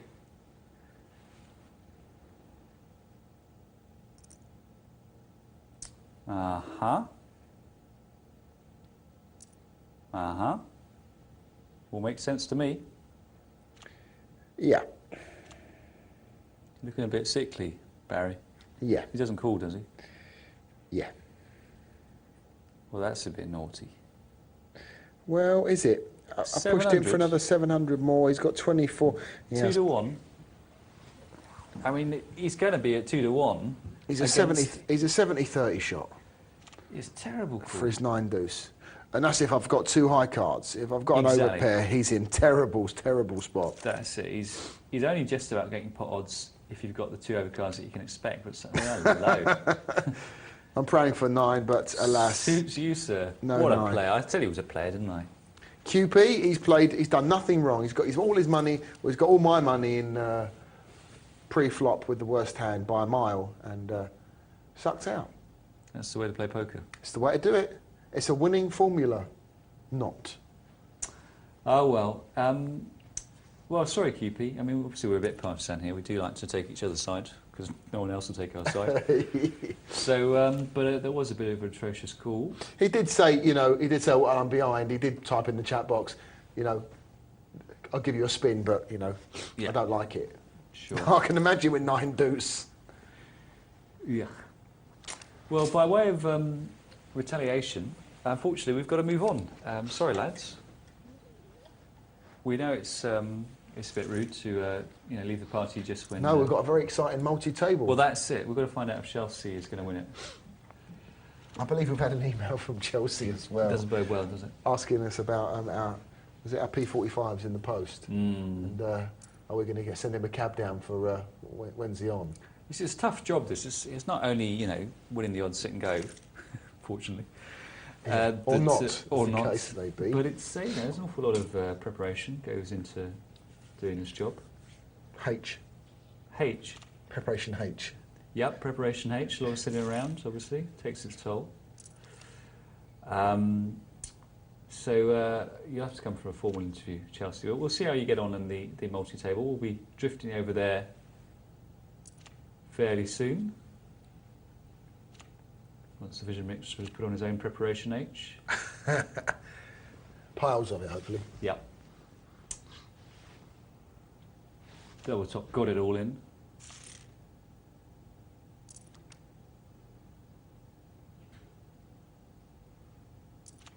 And again. Well, let's just see if these 8s stand up against the folds. Normally they will.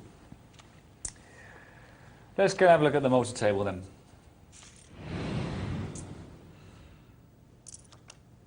Well, the information I'm getting is that Chelsea went out 5th. So, congratulations. That's a shame. It's a shame that he... Well, we'd like to have seen how he got out. Hopefully it was a really bad suck out, but he got unlucky, and we could have said, Chelsea, you did nothing wrong, you got all your money in front, and that's the way it went. But we didn't see it, unfortunately. And we do have a very gracious email from him saying, P45 in the post, lads. What time do you want me in next week? Chelsea, don't call us. We'll call you.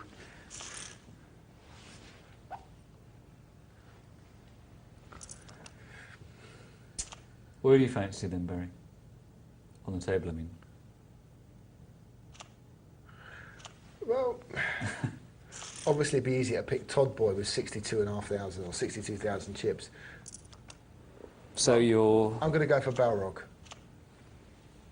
All right, I'll take Todd then. No, that's not cricket. That well, wasn't the plan. I gave you the chance to choose, and you chose not to choose Todd. So Dear. Look, 3 people with aces. What are the chances? And one of them's got dominated 8. It must be fixed. The 5-8 should have moved in, really, shouldn't he?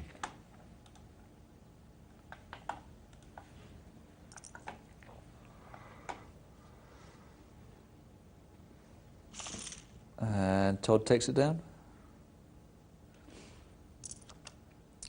So a reasonable amount of play here. I mean, Blair out of the short stacked, 8 big blinds. He just is going to be looking to monitor his chip stack, and as it just gets down a bit low, he'll say, I'll have to move in now. Well, I've still got enough chips left to persuade these people to fold, and hope he can tread water like that. Slowly going down and then making a move with something like Jack King that's not great, but picking up the blinds until he gets a hand that he wants to make a stand with and make a double through with. Because he's highly unlikely to get himself out of that hole just by stealing now.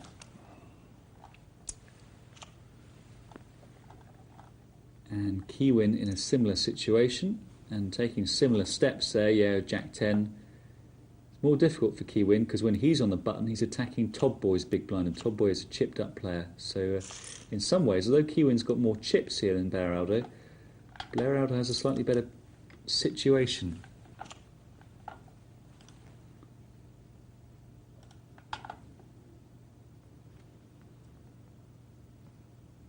What about Balrog? Fairly steady player.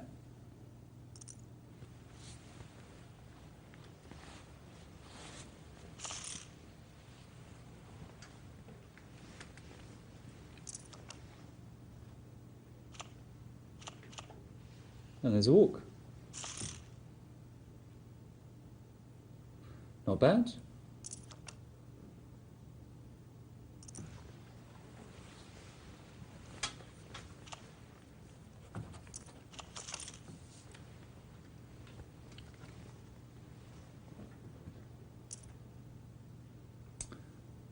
Unfortunately, Todd will have to let that go. Doesn't know if he's up against a pair or a draw. Oi, yeah, he makes a stand. Wow. Wow. Oh, Pugnacious. that's the power of having chips. Yeah, well, apparently so, but still. It's not the greatest call I've seen in the world, but Power of doubling someone up, more like. yes, something like that. Well, no, he read it right. Fair dues to him. So he takes out our man there. Blair Adle's delighted because he's a short stack and now is in a very short space of time made himself a load of dosh. I'll tell you how much shortly. He's made himself $20 because he was only guaranteed fourth before, now he's guaranteed third. Fourth was $75, third is $98. But now there's a big jump. Now the big jump is from third to second, goes from $98 to $158.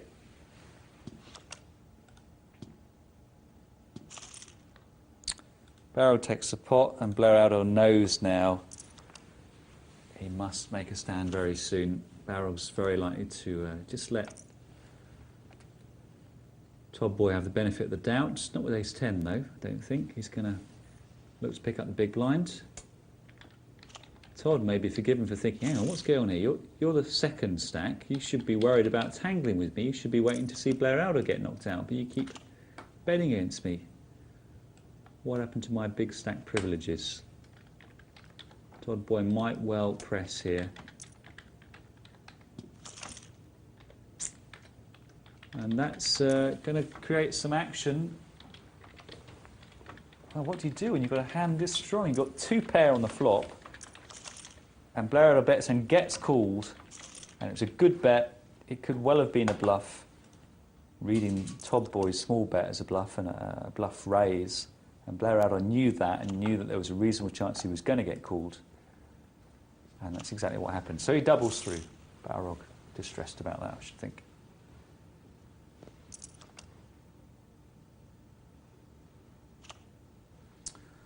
So the game open again. Blair Adle got more chips than we've seen him since we touched down on this MTT.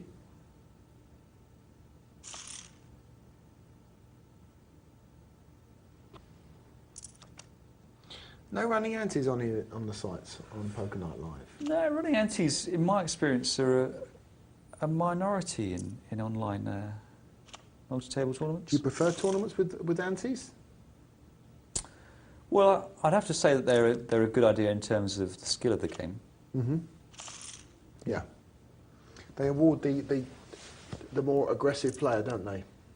I think they just open up some options that are available to you. You don't get to a stage where basically it's clear fold or raise. Because when the blinds are very big relative to people's stacks, what's the point in calling? Mm. And by taking out one of the three options that traditionally are available to a poker player, you just narrow the scope for skill, I think.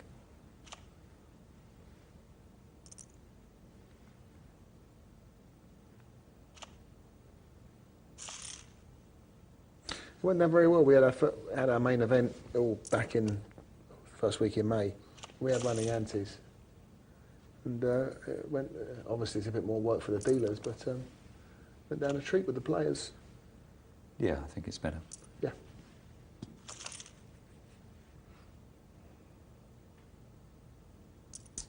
Yeah, and online there's no excuse not to have them because, as you say, it's the dealer who's suffering when the game does slow down a bit. Collecting those in. If anyone's not listening and not quite sure what we're talking about here, by running ante we mean a situation in which not only the blinds pay, they're small and big blind, but also everyone at the table pays a small ante, so it'll be a small fraction of that. Usually starts at 100, 200. It'll be like the blinds are 100, 200 with a 25. It's usually roughly about 10% of the big blind. That's usually the ante. So at the World Series, it'll go, 25, 50, 50, 100, 1, 2, and then 1, 2 with a running 25 ante, and then, kicks off from there.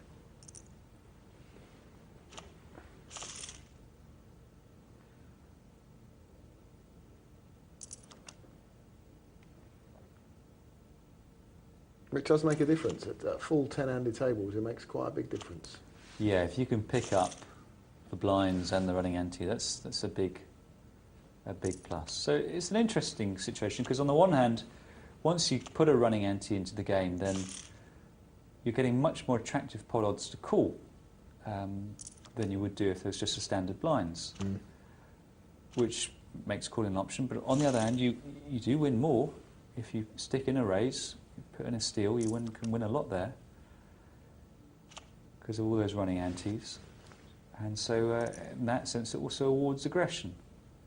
And so given that both those courses of action are potentially attractive and they both can't be the right answer, one of them must be, and it's up to you to work out which it is. And that's the sense in which I think it creates more skill, because you've got a hand that you're not going to fold, but you then have two ways of playing it.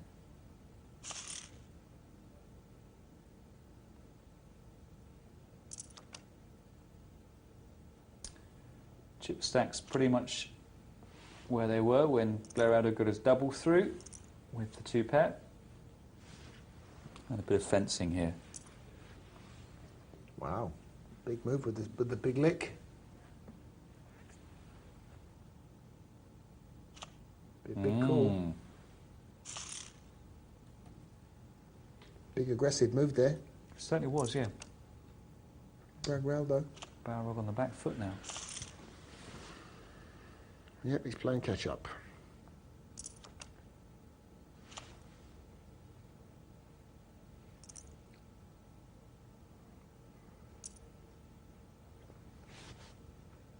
It's going to work. Yes, it will. Balrog now is probably starting to see the writing on the wall here.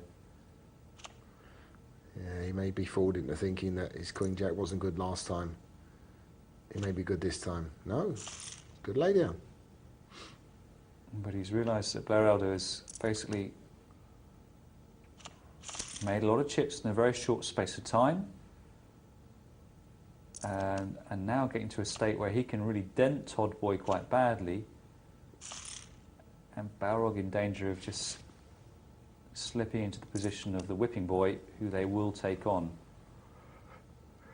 And he might want to try and emulate Blair Aldo's play himself pretty soon. I'm not quite sure it's Steve's Balrog UK style. Let's have a look. And he's now getting quite short of big blinds, down to about 7 or 8.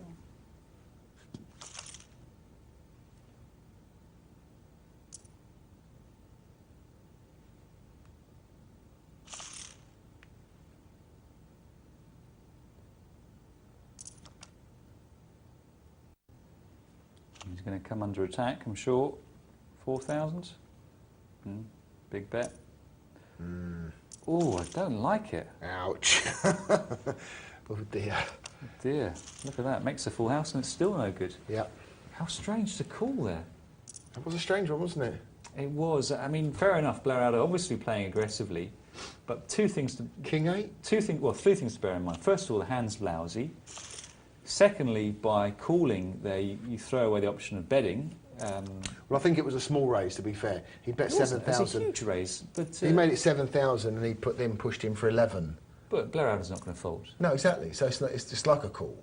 Yeah. Look, what I'm saying is that by effectively just calling there, Balrog passed up the opportunity of letting that one go and then actually putting the bet in himself. Yeah.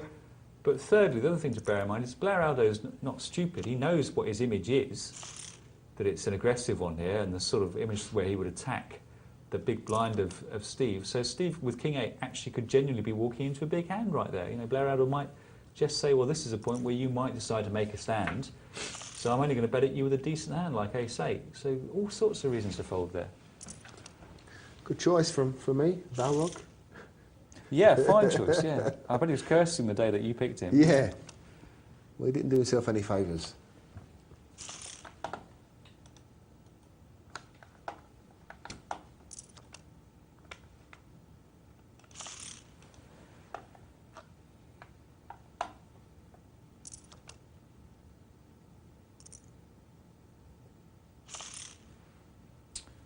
So looking like they're settling down to tight, aggressive play here.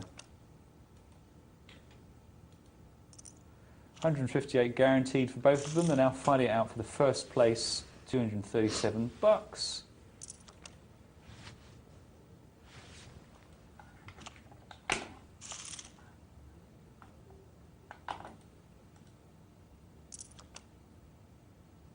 And suited ace good enough.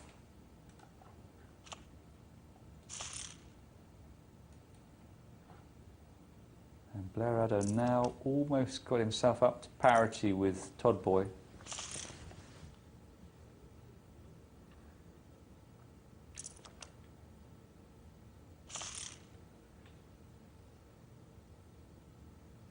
So we've got an email here from Trev Barry saying, asking what the implications are of the gut shot winning this landmark case and whether we'll have to start paying income tax on our winnings if poker is proved to be a non-gambling activity. The problem you've got about... Are you going to stuff it for all of us?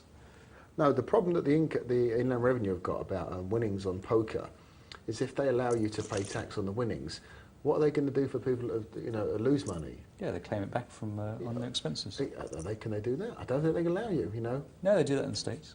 Well, then that's good then. Because the majority of poker players in this country are losers. So you'd say, I've got two businesses. One is I'm an antiques dealer, and the other one is I'm a poker player. And basically, I'm losing loads of money on the poker, so I can offset that. The antiques makes 100,000. The poker loses 101,000. Mm-hmm. Can I have a rebate, please?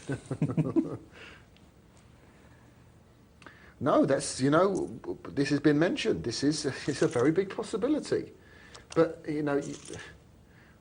obviously there's a situation. Not me. That's it. Yeah, we are done, aren't we? Well, it's done. Barrow's roasted like a kipper. 7 for Todd. Good enough. Pretty ugly hands they got it in with, but He's only a small dog there. 7-9 suited against ace 2. yeah. 47%. Well done, boys. Well, let's talk a bit about this. And is it going to affect the way we play poker? This landmark case? You've got to understand, one, it's not me being prosecuted. It's Derek, who's the chairman of the Gutshot Private Members Club, and so obviously there are laws and situations around that I can't actually mention. Sure. Go into the things too much. We don't want to be revealing our hand too early because our case is not purely based on the game of skill against game of chance, because the 68 Gaming Act talks about games that are chance and chance skill based purely and simply have to be included inside the Gaming Act to be regulated. That's the law. Now, games of pure skill, and they don't mention what games of pure skill are. I don't think there is such a game of pure skill. Well, chess is the one that springs to mind. Well, is it pure skill? Well, it depends how you define luck, I think. Well, what do you do to determine whether you have black or white? Come on, answer me. Fair enough. Yeah, do you understand? And it's like playing poker. If you play one hand of poker, right, and you're unlucky enough to be in the big blind, then that is a game of chance. But over a piece, we would say that poker is very much a game of skill, if not pure skill. And Neumann, I don't know if you heard of Neumann. Von Neumann's the inventor of cybernetics, yeah? Yeah. I was very familiar with his work. He's a maths expert, and he says that poker is about as pure logic as you can get. It's interesting, but it's not just based on that. There's loads of human rights elements, and we've got a few aces up the sleeve. But I think basically what you're saying is that Trev needn't worry about having to pay tax on his winnings on the back of your court case. Not just yet. Okay, well, January the 9th. But let me tell you though, Trev, and all poker players out there, it's best for poker that we actually do win, because we do want to keep it out of casinos. We want to make sure that poker is treated as a game purely and simply standing on its own, and not just treated and lumped into the casino environment. The revolution starts at closing time. Right on, brother. Should we have a look at another email or have a look at a game? Why not look at another email? Okay, we've got one here from Meek Deek, who was in the... He was playing on the first. That's right. The presenter. He was slightly meek, I thought, actually. Yes. He says, hi, good show. In the first Beat the Presenter tourney, I raised the big blind and failed to make a continuation bet, subsequently getting out-bet. Okay. Please could you advise the best way to play this situation? P.S. I'm in fact an international bridge player for Scotland and new to poker, but I find the skills fairly transferable. Very interested to hear you say that, Meatik.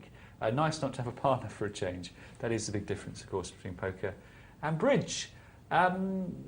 Continuation bets, I mean, it's a minefield, isn't it? It's difficult to give hard and fast advice. It's like, do you think it will work, basically? That comes with time and getting a feel for the... You know, I made a couple of bets. I'm sure you see the presenter a couple of times when I got it right as far as reading the situation I was in. One, I've lumped it all in with ace-queen against the early position raise when I know QP's at it, or got a lesser holding than I have, and I was correct. I got outdrawn. There you go. And the first time round when I had the 5-6 of diamonds against the ace-king, and that doesn't sound the best matchup, but I kind of had a feel for what I can't remember the player's name was, but I kind of had a feel what he had.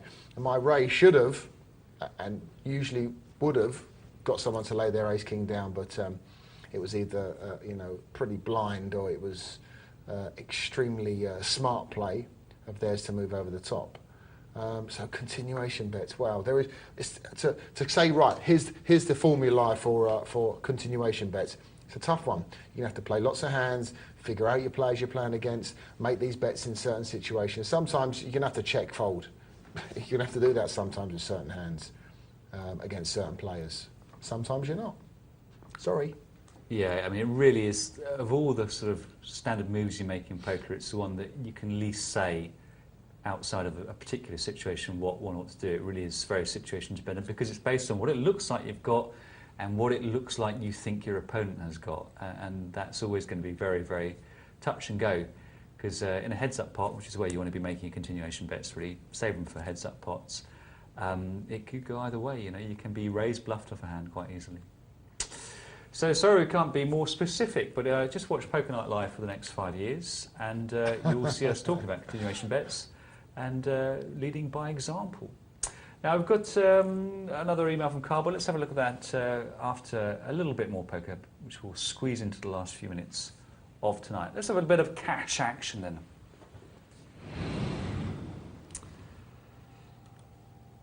And they're still slugging it out, down to 5. Look, Tragic Trev there. Is he getting out of it? Looks that. Made a quick $20. What's he going to do with the Doyle Brunson? Quite rightly, dumps it.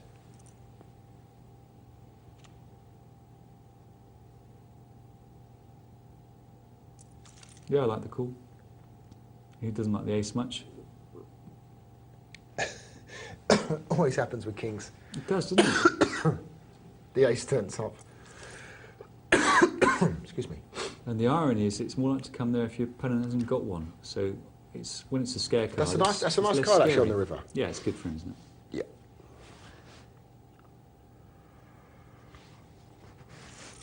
And I quite like the bet there because it doesn't really make sense with respect to an ace. So his opponent may think, oh, my queen must be good.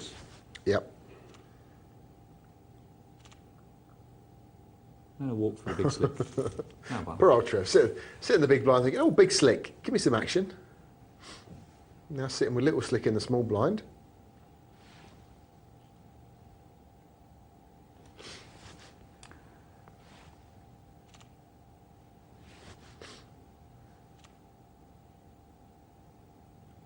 It's funny, just reading through Trev's email.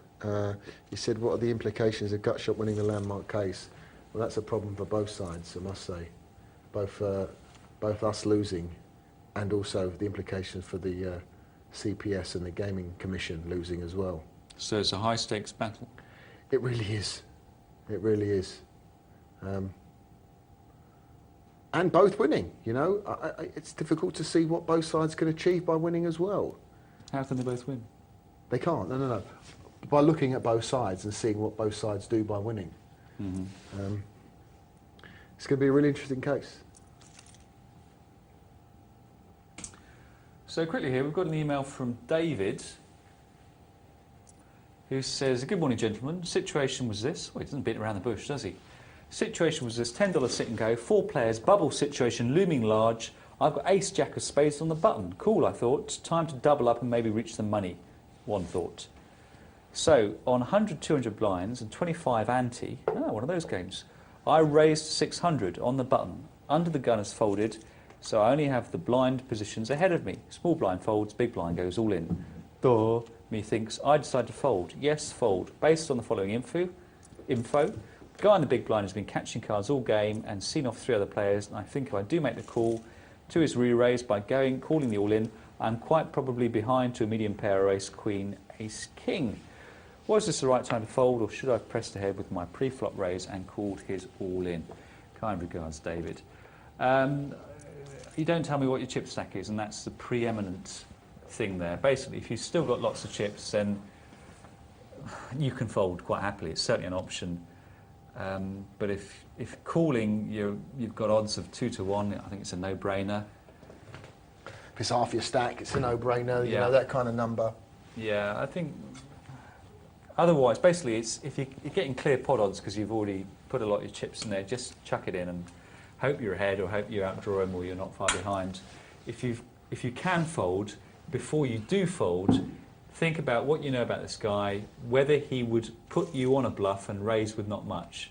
You know, if not much might be a pair of 8s, for example. It's not a tiny hand after all, in which case, of course, you're about 50-50. So in most cases there, I think you're cool. I think you're cool, David. But unless you've got oodles of chips. But I think you'd have told us if you did. And Kyle says here, good evening, Poker Night Live team. Just thought I'd let you know about a great change of fortunes. I've recently taken a break from playing for money in poker, and I'm only playing free rolls. Wow, how cheap is that? Very cheap. I've had great luck in these and would have to say that I'm actually playing my best poker to date. I know you can take more risks in free rolls, but my poker player has been great and reads have been second to none. Just to add that I'll be playing in the poker shootout tomorrow night on the programme, so anyone that I play against will be in for a great game. My alias is Kyle9316, so keep an eye out on me for me. Keep up the good works. Thanks for that, Carl. I think we've run out of time. We have. It's been pinktastic night working with you. Pinktastic, mate. Yeah, totally. So we're all delighted that you can have joined us for this, quality show. We like to think. Yeah. Unlucky there, Barry, getting knocked out 2 sit and goes, but you know, there you go, we can't all be Casper. It'd be strange if we were, wouldn't it? It would.